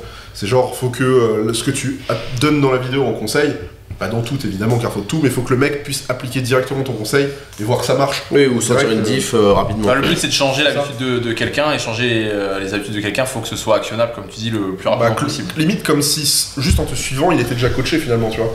Ils disent ok putain le mec tous ses conseils gratos me vont, ouais j'ai envie de me faire accompagner finalement. Et là pour une marque de fringues là, la différence c'est que là par exemple pour le coaching, là, tu arrives à distinguer 3 types de postes. C'est juste la recette, hein, les gars, si vous faites ça. Mais là, par exemple, là, pour la marque de SAP, tu peux pas en fait. Ce qui est compliqué. Comment tu distingues un petit peu, genre par exemple sur la marque de vêtements que tu as pu faire. En CrossFit, tu peux pas faire du rétro en Aerox non plus parce que le sport est trop jeune, il n'y a pas de Golden Era. Ce que tu as dit, parce que ce que tu as dit, ça marche très bien pour le sport. J'ai pas de réponse à la question, je vais me faire enculer. Mais si justement, pour apporter justement par rapport pour qu'ils répondent pour les fringues. Parce que dans le sport, ça marche parce que tu peux faire à la fois du divertissement et du contenu éducatif et faire une espèce de crossover entre les deux. Mais par exemple, si tu vends de la formation en ligne pour aider les gens à faire du marketing digital, faire un contenu purement divertissant, ok, ça va peut-être faire grossir ta chaîne, mais ça ne va pas forcément beaucoup convertir. C'est un peu, tu vois, par exemple, le cas de Hormozy, Hormozy, il a beaucoup grossi sur les réseaux et en fait, il s'est rendu compte qu'en fait, ses ventes baissaient. Parce qu'il faisait des contenus où il faisait des trucs, la diète, il faisait des contenus diète par exemple, ou des contenus. Tout le monde s'en branlait quoi. Ouais, tout le monde s'en branlait. En fait, quand il est revenu à des contenus pur business, il m'a dit mes vues elles ont baissé de moitié, par contre mes ventes elles ont fait x2. Faut apporter de la value à fond en fait. Et du coup, pour les fringues, pour revenir sur Marin, parce que je suis d'accord avec ce que dit Marin, je pense que pour les fringues, la recette est peut-être pas aussi facile. Après, tu peux toujours trouver un moyen de faire du divertissement si tu coaches en marketing digital ou en immobilier ou autre chose. Imaginons tu veux donner de la value, tu peux habiller quand même. Je donne un petit exemple pour la route. Tu peux aller faire du micro-trottoir, tu vas voir les gens, tu leur poses une question. Par exemple, c'est un exemple qui n'existe peut-être pas. Si tu sais comment, sur une opération immobilière, tu peux ne pas payer d'impôts, les gens font ah non, comment ça? Et là, bam, tu balances ton conseil. Ce qui fait que les gens, il y a du micro-trottoir, il y a du divertissement, tu vois, ça interagit avec les gens. Le mec donne de la value au mec en direct, plus t'apprends quelque chose. Le micro-trottoir, c'est très efficace, tu vois, c'est des trucs où. Oui, t'as Hugo Tournier qui fait beaucoup ça, lui c'est dans le divertissement. Ouais. Un jeune là qui a le tatouage un peu dans le cou. Ah oui, moi, je vais voir les nanas. C'est rigolo. Mais non, mais lui pour le coup, lui, il vend rien. Lui fait. Bah si, maintenant si. Ah ouais, il vend quoi? Lui il fait. Maintenant il vend des. En gros, pour reprendre l'ordre, il faisait que du micro-trottoir. Bon, en gros, c'était à base de grosses punch. Ouais, je vois. Où il met mal les gens. C'est la connerie, c'est que c'est pas de la vente, c'est des trucs drôles. C'était que du divertissement. Et je crois qu'il devait être à 200K sur Insta. Après, les autres réseaux, je suis pas, donc je connais pas. Et après, il a commencé à, entre guillemets, à surfer un petit peu sur la vague qu'il y a eu beaucoup avec Itch. Comment il s'appelle? Je crois que c'est Itch. Alex Hitchen. Ouais. Ok, d'accord. Sur la base de, en gros, si t'es un mec et que t'es une merde, etc., que t'arrives pas à serrer, déjà la base, bouge-toi le cul, fais du sport. Et du coup, il se met à vendre de la programmation. De sport? Ouais, genre des trucs muscu basiques. Un peu comme Raptor fait aussi, quoi. Exactement, ouais. c'est le truc de base, il aurait pu aller plus loin, mais ça fonctionne. Oui, complètement. Mais je veux dire, Alexic, pour le coup, lui, il a surfé là-dessus. C'était micro-trottoir, divertissement, et après, il a commencé à vendre des sortes de formations, etc. Ouais, après, en plus, des trucs clivants, comme ça, c'est facile de récupérer des gens. Mais pour une marque de fringues, il faut juste être stylé, en fait. C'est juste pour être stylé. En fait, un truc qui sert à rien, comme une marque de vêtements, ou de l'art, ou quelque chose comme ça, enfin, de l'art, je parle de quelque chose qui n'est pas nécessaire et qui est purement joli et que t'achètes par toucher émotionnellement, faut que ce soit stylé, tu vois, tu vas pas acheter une œuvre d'art si c'est moche. Du coup, là, pour Retromuscle, si on transpose un petit peu les idées que t'as mis sur le sport, sur la marque de fringues, t'as fait des posts, en gros, juste avec la mise en scène. Pas du tout suivi ça. Nous, c'était la création de contenu de base. En fait, les fringues, ça a été un découlement de juste de la création de contenu, mais de base, on n'avait absolument rien à vendre.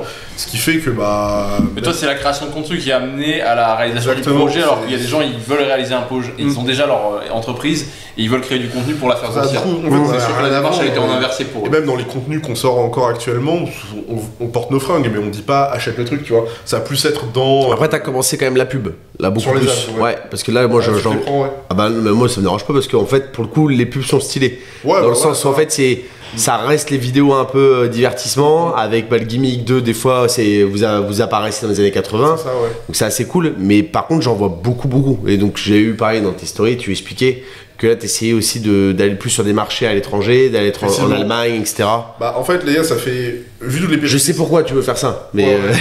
Mais du coup, voilà, en fait, sur un truc de vêtements, faut juste que ce soit stylé. En fait, pour vendre en tout cas du vêtement, ce qu'il faut, c'est qu'il y ait tout le côté un petit peu storytelling. En fait, le truc, c'est qu'il faut que les gens. Ils adhèrent. Faut qu'ils soient dans un univers, en fait, finalement. Quand ils arrivent sur ta marque, ils soient dans un véritable univers, que ce soit vraiment une petite capsule en fait que tu leur proposes, tu vois, en tout cas sur les réseaux sociaux. Que quand ils arrivent, que ce soit dans ton magasin ou tout ce genre de choses, il faut que les gens soient vraiment transportés dans une ambiance qu'ils ont envie d'emporter avec eux finalement. Oui, parce que c'est même pas forcément pour le t-shirt en soi qu'ils l'achètent, parce que moi la dernière fois j'ai vu quelqu'un qui était en séminaire et qui avait acheté tes sapes, et j'ai dit je connais Cameron, etc. Il me dit, en vrai, c'est trop cool, le délire, etc. Et le mec m'a pas du tout parlé, en fait. Personne du t-shirt en mode. Non, mais même pas de la qualité, mais même du design. Il a pas dit, ouais, t'as vu le t-shirt, machin, ça me fait penser à ça. Il a juste dit, le délire du mec est ouf. Et en fait, tu vois, il a acheté le t-shirt parce qu'en fait, le délire de la Gonadera lui plaît, quoi. Bah, quand vous vendez quelque chose, faut pas vendre les caractéristiques techniques. À part si c'était sur un objet. Oui, c'est le biais de l'ingénieur, mais quand on est dans le sport ou dans les fringues, là, ça sert à rien. Faut juste vendre. En fait, nous, finalement, on vend même pas tant que ça, en fait. Mais. Enfin, on vend pas, on cherche pas spécialement à vendre nos trucs, mais juste pas du t-shirt, tu fais une vidéo d'un mec qui le porte et qui est stylé. Ouais, voilà, c'est tout. En fait, faut juste mettre les gens dans l'ambiance. C'est-à-dire qu'ils tombent sur le Instagram, tu swipes les trucs, en fait, t'es dans les années 80, tu vois, t'es dans l'ambiance. Le mec, il te voit sortir de la voiture, il te voit t'entraîner, il dit bon, bah en fait, j'ai pas la voiture. Peut-être que j'ai pas le physique, mais la première manière d'adhérer à ce mode de vie, ça commence par aussi par c'est un premier pas en fait. Ouais, c'est ça, tu vois, et après les gens commencent à de plus en plus être dans le délire. Je vois des abonnés qui au fur et à mesure des stories qu'ils postent, les mecs sont de plus en plus années 80, tu vois, parce que bah voilà, ils ont adhéré au délire. Il y a une petite amorce, hop, ils prennent un t-shirt, ils rentrent dedans, et après, bah. Même dans le choix des musiques, après. C'est ça, ils ont envie après de le répandre finalement autour d'eux et d'incarner finalement cette. Bah, c'est ce que, comme tu disais, Louis, Alex, au final, il l'a fait, parce que. Sur ses entraînements, quand il communiquait un petit peu dessus, t'avais les musiques à chaque fois, là comment ça s'appelle, la musique de Scarface là. Les AMRAP à 70% en squat, à 23 reps à l'agonie. Voilà, en hurlant comme dans les séances à Tom Platz, et en fait le mec était clairement dans l'univers. Et même dès le début de la séance, c'est ce qu'on essaie aussi de faire nous, avec on a trois univers un peu différents, mais Louis, par exemple, il y a le délire entre guillemets, je dis soviet pour résumer, pour que les gens voient, mais Europe de l'Est, programmation, etc. Le délire altéro, voilà, il fait rentrer les gens dans l'univers. Ça fonctionne super bien. Les gens ils se mettent avec des tenues de la Géorgie, de l'Ouzbékistan, etc., de Kazakhstan, alors qu'ils sont jamais allés là-bas. Ils mettent les musiques à la salle. Même certains, c'est juste avoir le délire maintenant Power Camp un peu en altéro. Quand on avait fait les cuissards en altéro, le fait qu'il y ait une protection sur la cuisse et que du coup tu l'habilles moins, que ça frotte moins pour de l'altéro, je suis pas sûr que ce soit ça qui est intéressé, c'est juste qu'ils portaient les mêmes cuissards que les mecs qui voyaient sur les stories faire des arrachés à 130 kg, 150 kg. T'as envie d'adhérer. Du coup, ils portaient le même truc. Et là, il y a beaucoup de personnes qui nous redemandent les cuissards et je suis sûr que c'est pas pour avoir la protection sur la cuisse, c'est pour avoir les mêmes cuissards que les personnes qui s'entraînent. C'est comme quand tu portes un dans la salle. moto avec les protèques. Hein. Oui. Ça, t'es dans ton truc, c'est stylé. Et c'est exactement ça. T'as créé le délire un peu soviète. Les gens, putain, Power Camp, c'est la Russie, mec, c'est les années 90. Mec, ça. On va dire putain, mais en vrai, j'ai envie d'être comme eux finalement, et du coup, c'est là où ils vont te prendre les trucs, quoi, tu vois. C'est exactement ça, c'est que tu proposes un délire et les gens sont choqués. Et par contre, moi je trouve avec le recul que ça, c'est un asset énorme d'avoir réussi à créer un univers parce que c'est pas facile. Bah là, c'était facile, c'est juste les années 80. Les gens, des fois, non, mais j'avais comment il répond. C'est juste les années 80. C'est pas facile, là, il fait. Non, si. Non, mais j'ai rien inventé, les gars. En fait, non, mais les années 80. Alors. Qu'on a bien valorisé. C'est années 80, mais les gens ils associent quand même ça par exemple à toi et à Samuel aussi, tu vois. Ce que je veux dire, c'est que vous avez réussi à l'incarner. Si je parle, parce que oui, tu peux prendre le délire pareil. Louis, il a pas inventé le délire altéro-soviète, mais il a réussi à l'incarner. Je veux dire, ça c'est pas facile. Oui, après faut avoir la dégaine. C'est-à-dire que toi, par exemple, t'as la dégaine années 80, Samuel aussi. Louis, il a plus une dégaine pays de l'Est, quoi. Genre lui, il va pas te vendre les années 80 avec sa gueule de. Ça pourrait en vrai, tu vois. Bah, t'as déjà vu les statues sur l'île de Pâques? On est plus proche de ça quand même que. C'est pas très soviète, non plus ça. Non mais c'est rustique, tu vois. Faut créer l'ambiance, tu vois. Mais ce que je veux dire, c'est que c'est quand même un asset énorme et en fait, les gens se rendent pas compte à quel point, parce qu'on parle souvent d'avoir de l'immobilier par exemple, parce que tu as une rente, mais avoir créé un univers et avoir créé un truc comme ça, c'est pareil, c'est un truc que tu peux exploiter pendant des années en fait, si tu fais réussir à l'entretenir un petit peu, et sur lequel tu vas pouvoir construire, plus compliqué, mais sur lequel tu vas pouvoir construire d'autres choses, quoi, dont ta marque de fringues, tu l'as construit sur cette marque personnelle et l'univers sur lequel tu derrière, il y aura peut-être même les compléments alimentaires, mais avec les produits qu'il y avait à l'époque. Ça, c'est le Jack 3D. Là aussi, il va être obligé de se fournir en Asie. Du coup. D'ailleurs, ça me permet d'embrayer. C'est quoi un peu les projets du coup? Comment tu vois Retromus dans, allez, on va pas aller chercher les 5-10 ans, mais dans 1 an et demi, 2 ans? Déjà consolider ce qu'il y a déjà en fait. Ouais. Alors, le truc c'est que c'est sorti en décembre, et en fait c'est pour ça que je suis resté en France. En fait le truc est devenu tellement gros, avec de grosses guillemets bien entendu, à mon échelle, pour moi c'est gros ce qui se passe, que faut réussir à bien canaliser un peu toute cette énergie. Et là, H24, il y a des péripéties en fait. C'est-à-dire que là, tu sais, on avait eu le problème avec la plateforme logistique, j'ai pris un local, avec le gars qui avait le local, on s'était mal compris, il y a une petite embrouille, j'ai dû rechanger de local, tu sais, mais je suis... Tu sais, là, je vais devoir rebouger le local pour repasser dans la plateforme logistique. Ouais, en fait, il y a toujours des trucs. Parce qu'en fait, c'est quoi, juste pour donner l'anecdote? Alors, le premier local, en fait, de base, c'était un pote de base avec qui je bossais pas mal des fois. Et il m'a dit, ah machin, en fait, il avait loué un grand bâtiment, machin, etc. Il servait pas de l'étage du dessus. Il m'a dit, vas-y, je te fais. Au début, il me disait, je te fais le loc pas cher, machin, t'inquiète et tout. Bon, finalement, il a un associé où ils m'ont fait un tarot qui est un tarot du marché, voire un petit peu plus cher, mais bon, vas-y, tu vois, ils m'ont dit, dedans, t'inclus wifi, chauffage, électricité, les trucs, les machins. Au final, on était en janvier, les gars, il n'y avait pas de chauffage, c'était dans un vieux bâtiment. C'est-à-dire que même s'il faisait très froid dehors, dedans, il faisait encore plus froid. C'est-à-dire que même avec doudoune, polaire, j'avais des chaussettes de ski, tout, il faisait trop froid. Bon, t'inquiète, on connaît, quand t'es dans un hangar qui est mal isolé, ça amplifie la température extérieure. Il n'y avait pas de chauffage en fait, car du coup je payais, il me faisait payer full tarot alors qu'il n'y avait pas de chauffage, tu vois, du coup on s'embrouillait par rapport à ça. Donc au lieu d'aller dans une méga embrouille, je fais écoutez, je me casse. Voilà, c'est tout, tu vois, je suis juste parti, flemme de... En fait, il y a tellement même pas le temps de s'embrouiller dans ces moments-là, que du coup voilà, hop, on a déménagé très rapidement, donc là on est dans un nouveau local où ça se passe. Mais du coup, il n'y a que Valentin qui s'occupe des prépas de commandes. Là, il a repris le skate. Je me dis, putain, il se pète la cheville, il n'y a plus de commandes, quoi. Tu vois, je suis obligé d'y retourner. Bon, c'est la merde. Donc, je me dis, de toute façon, même pour scale, après, il faudra passer par une plateforme logistique, mais que cette fois-ci que je choisirais mieux, etc. Pour pouvoir gérer même les envois à l'étranger ou autre chose. Quelqu'un qui a peut-être des tarots pour envoyer, genre aux States, des trucs comme ça. Donc, voilà. C'est-à-dire consolider ce qui se passe déjà, trouver vraiment une stabilité. Mieux bosser par exemple sur les ads, tu vois, essayer d'un peu plus segmenter les ads, tourner plus de choses, essayer de mettre quelqu'un à chaque poste clé, tu vois, c'est-à-dire quelqu'un qui s'occupe de la création de contenu, donc ça je pense que ce sera moi, des gens qui s'occupent vraiment un peu plus des designs, même si de toute façon je garde un œil dessus et je corrige à ma sauce évidemment. Juste, voilà des gens, ouais. Excuse-moi de te couper, parenthèse sur quand tu parles des publicités. T'as vu une grosse diff entre, je sais pas, ce que t'arrivais à faire avant avec juste le contenu là, et la publicité? S'il n'y a pas de pub là, il n'y a pas de vente quasiment. Ça fait 6 mois que c'est la même collection, donc on va dire la base de nos abonnés, ils ont déjà acheté ce qu'ils avaient envie d'acheter. Tu vois, ils vont pas. Et avec la pub, genre tu vois une grosse diff, genre ça vend. Ah oui, ça vend. S'il y a un souci avec les pubs, je le vois. Hein, c'est le nerf de la guerre, les ads. C'est quoi ton budget ads par mois? En fait là ça varie tellement.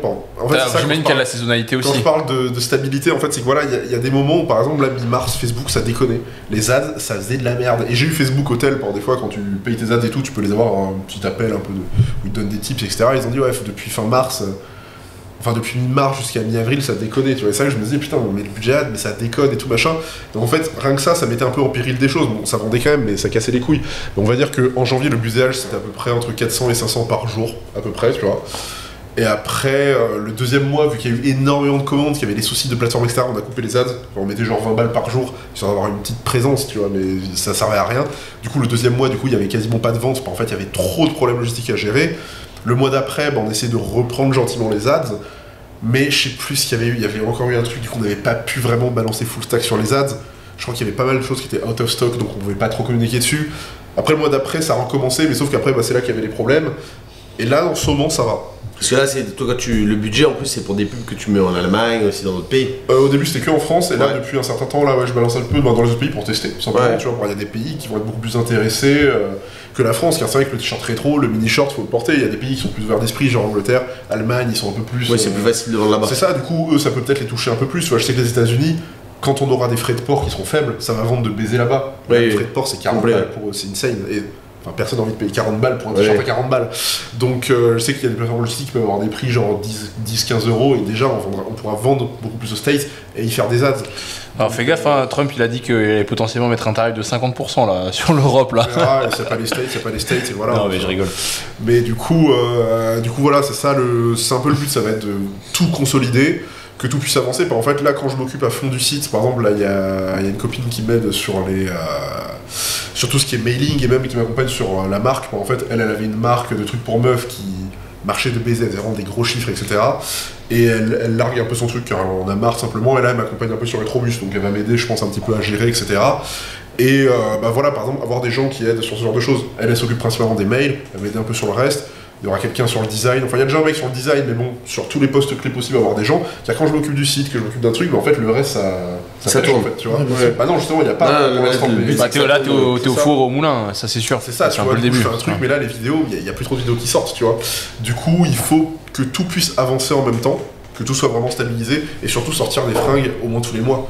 Là, ça fait 6 mois qu'il n'y a rien sorti. Pourtant, je bosse tous les jours pour que ça sorte le plus vite possible, mais il y a tout le temps des trucs en fait qui font que ça peut pas avancer parce que je dois m'occuper de certains trucs de ci, de ça. Donc voilà, le but ça va être vraiment de consolider les bases fonctionnelles, tout simplement les bases logistiques. Sortir des fringues tous les mois si possible, peut-être tous les 2 mois une vraie collection, et tous les mois des petits trucs genre un petit nouveau t-shirt, un petit machin, un peu plus tout ce qui est accessoires, etc. Et déjà rien qu'en faisant ça, on va passer à un step de fou, quoi, tu vois. Et toujours cette volonté de déménager aux États-Unis ou Non, il y a un peu plus de taxes qu'en France, donc non. C'est pour ça en fait je suis pas allé aussi, parce qu'en fait il n'y a pas de flat tax là-bas. Donc tu te fais enculer en fait sur les taxes. Et c'est vrai que c'est quand même important, enfin quand tu mets autant d'énergie, tu vois. Pas envie de déménager un peu plus au sud là?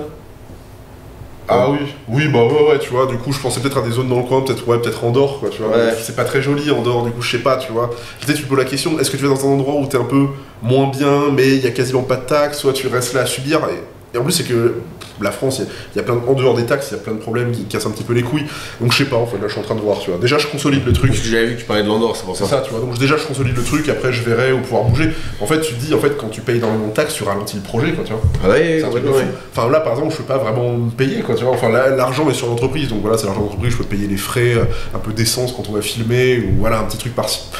Mais je peux pas, je me paye pas, quoi, tu vois. Donc, après, je consomme. Et pourtant, t'as un volume. Bah, c'est ça, tu vois. Après, moi, je consomme rien au quotidien. Même si je me payais, qu'est-ce que j'achèterais finalement? Si tu te payes, t'en perds 50% quoi, quasiment. Donc, c'est vrai, c'est même plus, tu vois, c'est un truc de fou. Donc, sur ça, je me paye pas spécialement. Je paye juste les trucs qui font que ça tourne finalement. Et donc, tu vis grâce à quoi? Tu continues la réalisation de vidéos un petit peu en ou... fait, je suis ma daronne. Hein. Ouais. Tu sais, le mythe, il est chez sa mère. Je suis chez ma mère, donc à part payer un petit peu d'essence ou de temps en temps une petite bouffe dehors. Je consomme. Mais après, c'est pas choquant, hein, t'as 24 balais. Dire que nous, moi, à 24 balais, j'étais bien chez les parents aussi, à faire des études et à faire des soirées en école de commerce. Pour l'instant, j'ai pas de raison de bouger. Si je bouge, c'est vraiment que je m'expatrie en fait. Donc là, la bagnole. Ouais, puis limite, tant mieux, comme ça, tu fais ton pro. Parce que le problème, c'est que des fois, le fait de devoir gagner sa vie avec ton projet fait que tu fais les choses dans la précipitation. C'est pas la même chose si je te dis, construis-moi un programme en 10 minutes. Par exemple, un programme de sport en 10 minutes ou construis-moi un programme de sport en 4 heures. Tu vas pas du tout l'aborder de la même manière. Le fait d'avoir le temps devant soi, ça te permet de faire des choses peut-être C'est ça, et... Mieux, et surtout avoir un truc qui va plus durer dans le temps. Surtout que je suis un mec, je déteste la ville, en fait. Je suis à la campagne, je suis à Limoges, enfin à côté de Limoges, c'est une maison de campagne, elle est grande, je suis bien, j'ai mon bureau. Tu prends ton petit déjeuner dehors. Des oiseaux, exactement. Si je bouge, c'est forcément de la merde. Donc, à part si je bouge dans un truc... Moi, je sais, les stories à chaque fois, je délire bien parce que je le vois, il prend son petit déj dehors, il fait, vous voyez là, ça c'est le vrai petit déjeuner, il y a les oiseaux et tout, je suis dehors, je suis peinard, je suis dans mon jardin. C'est pour ça que tu me parles de la France, mais t'es quand même à Limoges, t'es quand même protégé. Je suis trop bien en France. Mais c'est un pays qui te vampirise en fait. En fait, c'est le socialisme français. Le pays est super bien, mais t'as l'impression que l'État est malveillant. Il est malveillant ce mec. Mais c'est vraiment ça en fait, quand tu veux faire un truc. Par exemple, je me disais. L'État est trop gros. Je voulais par exemple. Oui, c'est ça. Je voulais me prendre un daily, tu vois, une petite caisse en daily. Tu vois, je me suis dit, allez, j'en ai marre des voitures à problème. Tu sais, limite, j'étais prêt à prendre une hybride ou une Tesla. Je me suis dit, allez, vas-y. Oui, une caisse vraiment pour être une caisse fonctionnelle. Mais en fait, tu te rends compte que. Quand tu prends une voiture en société, tu vois, imagine tu achètes un truc pour la société, genre la caméra, tu payes ta caméra pour voir. Tu achètes une voiture de société, tous les ans tu payes une taxe. Ouais, t'as la TVS, ouais. Tous les ans. Genre, donc genre, par exemple, en plus, si tu tapes sur le plafond de la TVS, alors, tu prends une caisse qui est un peu puissante ou quoi, si t'es sur le plafond, je crois que c'est 7000 balles, un truc comme ça, je crois. C'est énorme. Enfin, c'est énorme. Donc, par exemple, tu vois, en 5 ans, juste en taxe, t'as claqué quasiment le prix d'une bagnole neuve. Pourquoi payer tous les ans pour ton véhicule de société que t'as acheté? C'est un truc de baiser. Bon, après, il y a la taxe foncière, toi aussi. Oui, mais il y a plein de choses en fait. Oui, tu payes pour ton logement aussi que t'as acheté. Tu l'as acheté tous les ans. Si vous voulez, on fera un podcast sur l'étatisme et sur. Je pense qu'on est tous d'accord. Juste le régalien, mais toutes les taxes de partout et compagnie, toutes les aides pour les cassos, on n'en veut pas. Sur le côté entrepreneuriat, ce qui est dur, c'est que. Entrepreneuriat, tu meurs en France. Ce qui est dur, c'est qu'en fait, quand tu ouvres le truc, moi je me rappelle, on a ouvert la société. Il y a la comptable qui vient nous voir, elle nous dit donc là, il faut que vous payiez là, à peu près donc 3000 € par tête. C'est 2500 exactement, je me rappelle très bien. Ça m'avait marqué. On n'a pas encore ouvert la salle. La salle est fermée. Ouais. Oui, mais là c'est le minimum parce que vous n'avez pas fait de revenus. Mais je dis oui, mais on a 0. Oui, mais il faut payer. Et en fait, t'as juste ton truc société, faut commencer déjà à raquer. Et puis après, puis t'as plein tu raques tout le temps. Tu parlais de tes caméras tout à l'heure. Quand t'achètes un appareil photo, s'il filme plus de 30 minutes, tu payes la taxe caméra. C'est inclus dans ton prix. Sérieux ? Ouais. En France, si tu crées, bien sûr. En fait, c'est pour ça. C'est pour ça que t'as des appareils photo. C'est pour ça que t'as des caméras on comprenait pas pourquoi ça s'arrêtait à 30 minutes et en fait, on a découvert qu'il existait une taxe caméra que le constructeur lui doit payer pour pouvoir avoir des modèles qui filment. Mais c'est un truc de fou. Déjà, quand tu te rends compte que je crois que c'est 56% des Français qui payent pas d'impôts. Ah ouais. Ah bah t'as un tiers qui bosse pour 2 tiers et 2 tiers qui bossent pour un tiers. Mais tu parles des gens qui ont pas de thunes. Non, c'est-à-dire que t'as la moitié des Français qui payent des impôts pour tout le reste. Ah oui, ok. Donc tu vois, là, pareil, il y a un autre mec qui fait des micro-trottoirs, je sais plus si c'était à Bordeaux ou quoi, qui demandait aux gens, entre guillemets, est-ce que vous pensez qu'il faut plus taxer les riches ou pas?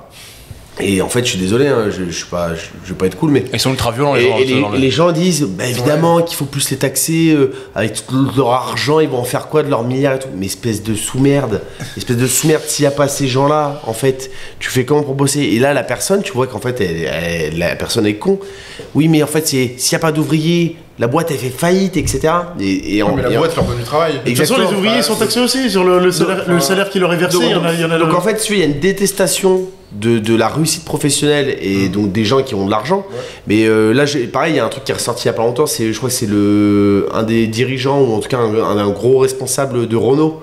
Où justement il y a un mec au Parlement qui l'invective sur son revenu et il dit mais attends mais mec, est-ce que tu sais combien moi je crée d'emplois, combien j'ai mis de trucs, etc. Le temps que je passe, moi on est venu me chercher dans une autre boîte pour pouvoir relancer la société. Le fait que c'était relancé, on n'a pas fermé tant d'usines à droite à gauche. Et les gens en fait, ils se rendent pas compte que en fait, quand tu fais tes 35 heures, que tu rentres chez toi avec tes peinards, c'est pas la même chose que si tu veux quand t'as la pression H24. En fait, c'est vrai que mais les gens détestent les gens qui, si tu réussis, t'es un enculé. En fait, c'est le truc qui va de base. Il y a vraiment le côté où entreprendre est vraiment entreprendre. Tu vois, de base, je me disais la vidéo, tu sais, je vivais de la vidéo, des fois c'est un peu incertain, il faut un peu trouver de clients, de machin, mais en fait ça va. Alors que là, le game des fringues gros. Je pense que c'est la seule fois de ma vie. Franchement, je suis un mec, je suis content. Quoi, tu vois, je suis tout le temps la patate et tout. Mais tu sais, dans les périodes de galère, tu te réveilles, tu te dis, waouh, frère, journée de merde. Tu te réveilles, tu sais que ça va être une journée de merde. Pourtant, t'as pas de patron, t'as personne qui va venir t'emmerder. T'es seul chez toi et tu sais que tu vas devoir faire et que ça va pas être fun. Et tu sais, t'es pas bien, tu vois. C'est une période où j'étais pas bien. C'est que jamais arrivé. Tu regardes, c'est entre guillemets le poumon français, c'est ces entreprises, entre guillemets, c'est aussi les PME, etc. Et aujourd'hui, ceux à qui on casse le plus les couilles, c'est eux. C'est ces gens-là. C'est-à-dire qu'en gros, aujourd'hui, t'es boulanger, mais en fait, on parle même pas des multinationales, etc. Parce qu'eux, ils arrivent à avoir des avantages fiscaux, etc. Et encore, ils sont beaucoup. En fait, c'est juste qu'ils ont un service juridique qui encaisse tout ce qui est confiscal et tout, mais ils sont dans mais tu regardes toutes les petites entreprises, donc c'est-à-dire que le mec qui est boulanger, le mec là qui a son truc de bricolage, de truc de peinture, etc. Eux, ils payent à mort. De baiser. Mais vraiment à fond. Non, et les gens. Après, ils sont pas très intelligents souvent. Les gens au PME, ils réfléchissent pas à optimiser. Mais c'est quand même compliqué. C'est sûr que moi j'ai déjà parlé à des mecs qui ont des restos sur Bordeaux, un mec qui a une crêperie, et en plus il a les murs, etc. Il a 2-3 fonciers avec des locataires. Le mec me dit bah moi en fait je vais partir. Et je dis mais comment ça tu vas partir? Il me dit mais moi je vais me casser, je vais tout revendre. J'avais plein le cul. J'ai 6 salariés. Déjà sur les 6 j'en ai 4 qui sont en arrêt. Mais tu sais, arrêt exagéré, où ils continuent à raquer pour eux, etc. Après, s'ils se mettent tous en arrêt, c'est qu'il a un problème aussi. Non, mais parce que mais c'est des jeunes. Mais tu regardes aujourd'hui, attends, on va pas le citer, mais nous on connaît des jeunes dans la salle. Tu vois. Ouais, c'est même pas ça. Moi, ma compagne qui est médecin généraliste, elle me dit qu'elle fait énormément d'arrêts toutes les semaines pour des gens qui n'ont pas envie de travailler et qui se servent de cet arrêt maladie pour emmerder leur patron ou tout simplement ne pas retourner au travail. Et elle est, si tu veux, elle est dans une position qui est compliquée parce qu'elle doit essayer de les pousser à reprendre le travail, mais tu vois, quand quelqu'un arrive et te dit je suis malade, j'ai ceci, j'ai cela, mettez-moi en arrêt, elle doit vérifier, mais il y a une limite qu'elle peut pas franchir, tu vois. Ouais. Donc ça existe, c'est pas un petit phénomène, c'est pas un épiphénomène. Vous parlez des taxes et compagnie sur les entreprises, mais il faut vous dire que malgré tous ces prélèvements qu'il y a sur tout le monde en France, on est en déficit. 2024, c'est quoi? C'est 200 milliards de déficit sur l'année? La dette complète, elle est à 3000 milliards parce qu'en fait, le système il est merdique à cause des dépenses publiques, pas des prélèvements publics, parce qu'on paye pour tous les cassos, parce qu'on paye pour un parlement qui a plus aucun pouvoir et compagnie, alors que là, ça part politique fort. Ah ouais, mais c'est même pas tant les cassos que ça. En fait, quand tu regardes la dépense, il y a surtout. En fait, ce qui fait perdre, c'est le fonctionnement de l'État aussi. Même s'il y a entre guillemets l'argent qui va vers les cassos, les mecs qui bossent pas ou autre chose. Eux, s'ils récupèrent cet argent-là, ils le redépensent dans le pays. Donc, t'es pas censé perdre si tu redonnes. Oui, complètement. Mais en fait, c'est que l'argent sort. Mais même pour les fonctionnaires, il y a 50 000 de fonctionnaires en plus. Je crois, tu sais, Macron, il avait dit pas plus de fonctionnaires. Depuis qu'il a dit ça, je crois qu'il y en a eu 50 000. Bah oui, mais ça fait baisser les chiffres du chômage artificiellement, donc c'est bien. Donc, souvent, on a de plus en plus de fonctionnaires. On a un État qui fonctionne hyper mal, qui marche pas. Le service public, il a jamais été autant merdique. Donc, et surtout, moi j'ai compris, je m'étais jamais fait cette réflexion-là, mais c'était Sarah Knafo qui expliquait ça. Elle dit en fait, quand par exemple l'État il va vous proposer un système pour, je sais pas, pour défiscaliser une partie de votre voiture, on va vous dire si vous prenez tel véhicule, telle typologie de véhicule, vous aurez une déduction d'impôt, etc. Vous aurez un cadeau fiscal. Même sur quand on fait ça, en fait, ça se fait pas de manière magique. Il y a des gens qui doivent être employés, donc des fonctionnaires, pour vérifier que la voiture est éligible, que la procédure elle est bien faite, etc. Et en fait, du coup, c'est de l'argent qui est dépensé en plus pour pouvoir nous offrir. Donc en fait, l'argent, on nous le prend pour nous le redonner. Enfin, c'est surtout l'argent qui sort. En fait, c'est surtout ça. Parce on nous le redonne pour nous le prendre. Si les industries elles étaient en France, quand on achète des trucs industriels à des Français, l'argent reste en France. On paye les taxes à l'État. Sauf que là, vu qu'on n'a pas trop d'industrie et que la valeur vient de l'extérieur, tout sort en fait.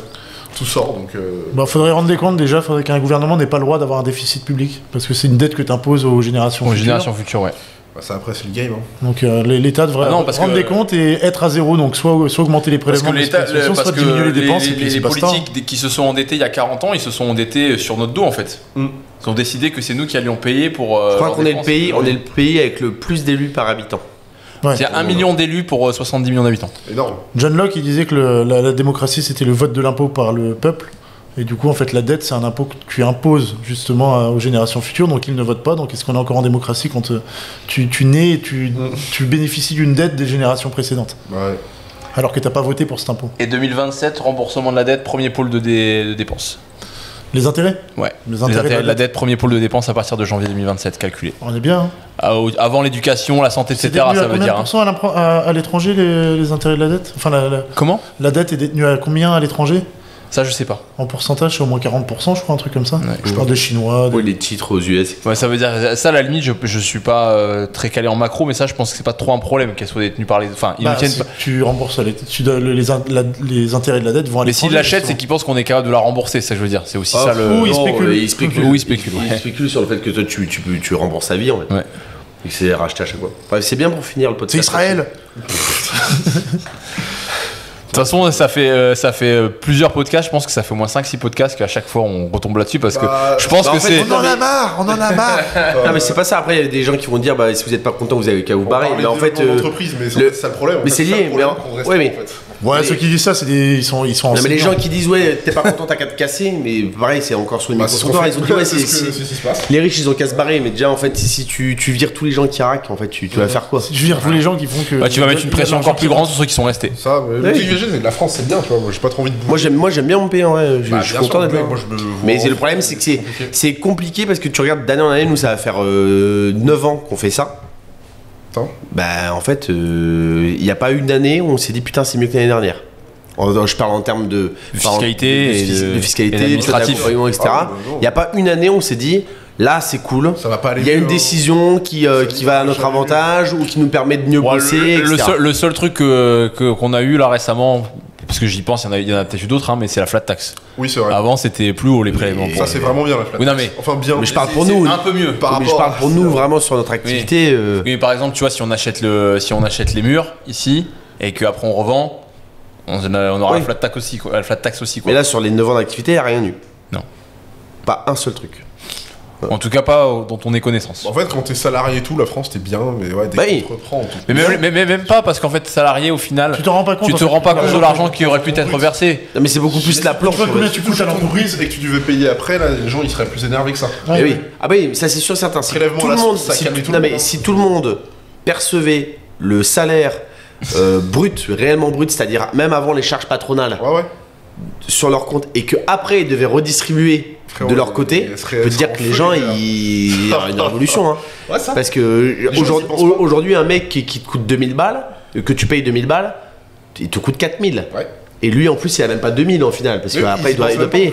Mais si tu donnes vraiment 4000 euros à tous les gens qui ont fin de mois 1008, maintenant paye 2000 euros. Et qui après, tu dis, bah là, en fait, tu vois, t'as eu 4000, il va falloir que tu me donnes 2002. Ça peut être la même. C'est vrai que les gens disent machin, l'entreprise ils payent, mais toi aussi. Pareil, autre petite taxe qui me revient en tête.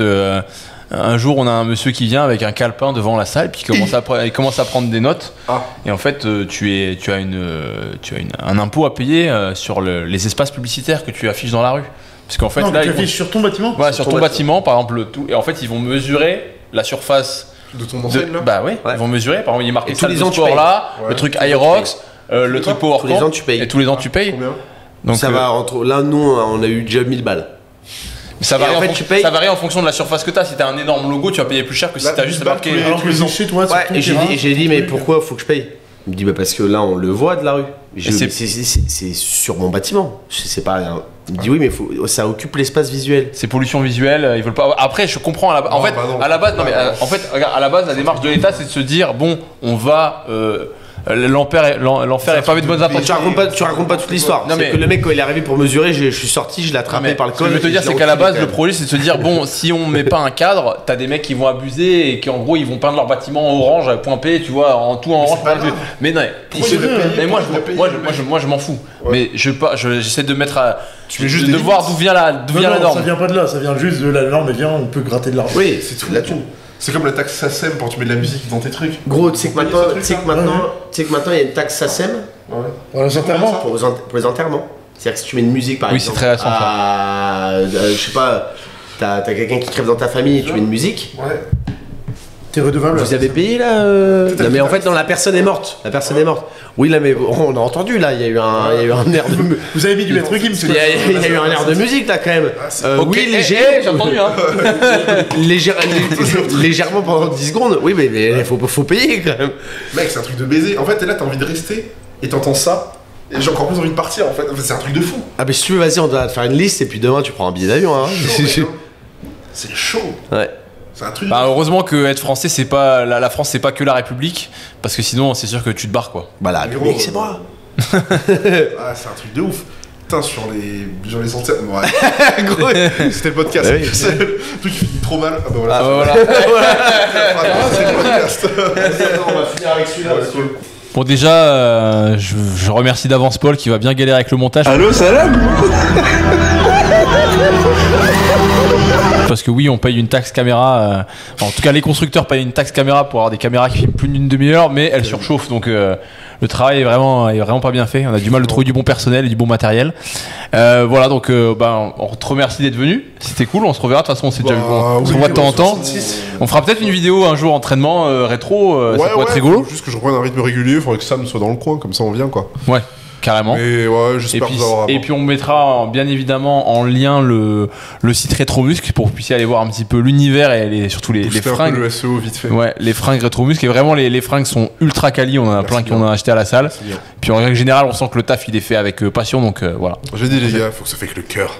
Avec le cœur. Ouais. Non mais voilà, écoutez les gars, merci de m'avoir reçu les amis, c'est cool. Et j'espère vous avoir apporté un petit peu de valeur, je sais pas, on a beaucoup parlé, je sais pas, on verra au montage s'il y a quelque chose à en tirer de ce que j'ai dit. Mais en tout cas voilà, c'était cool et...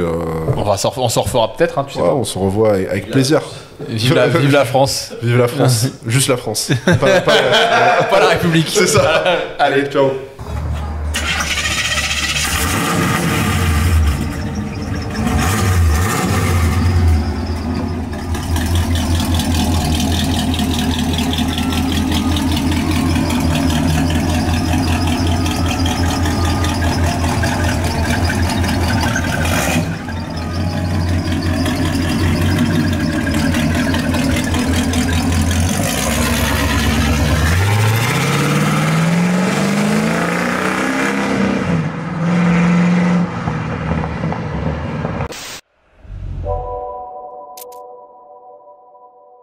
You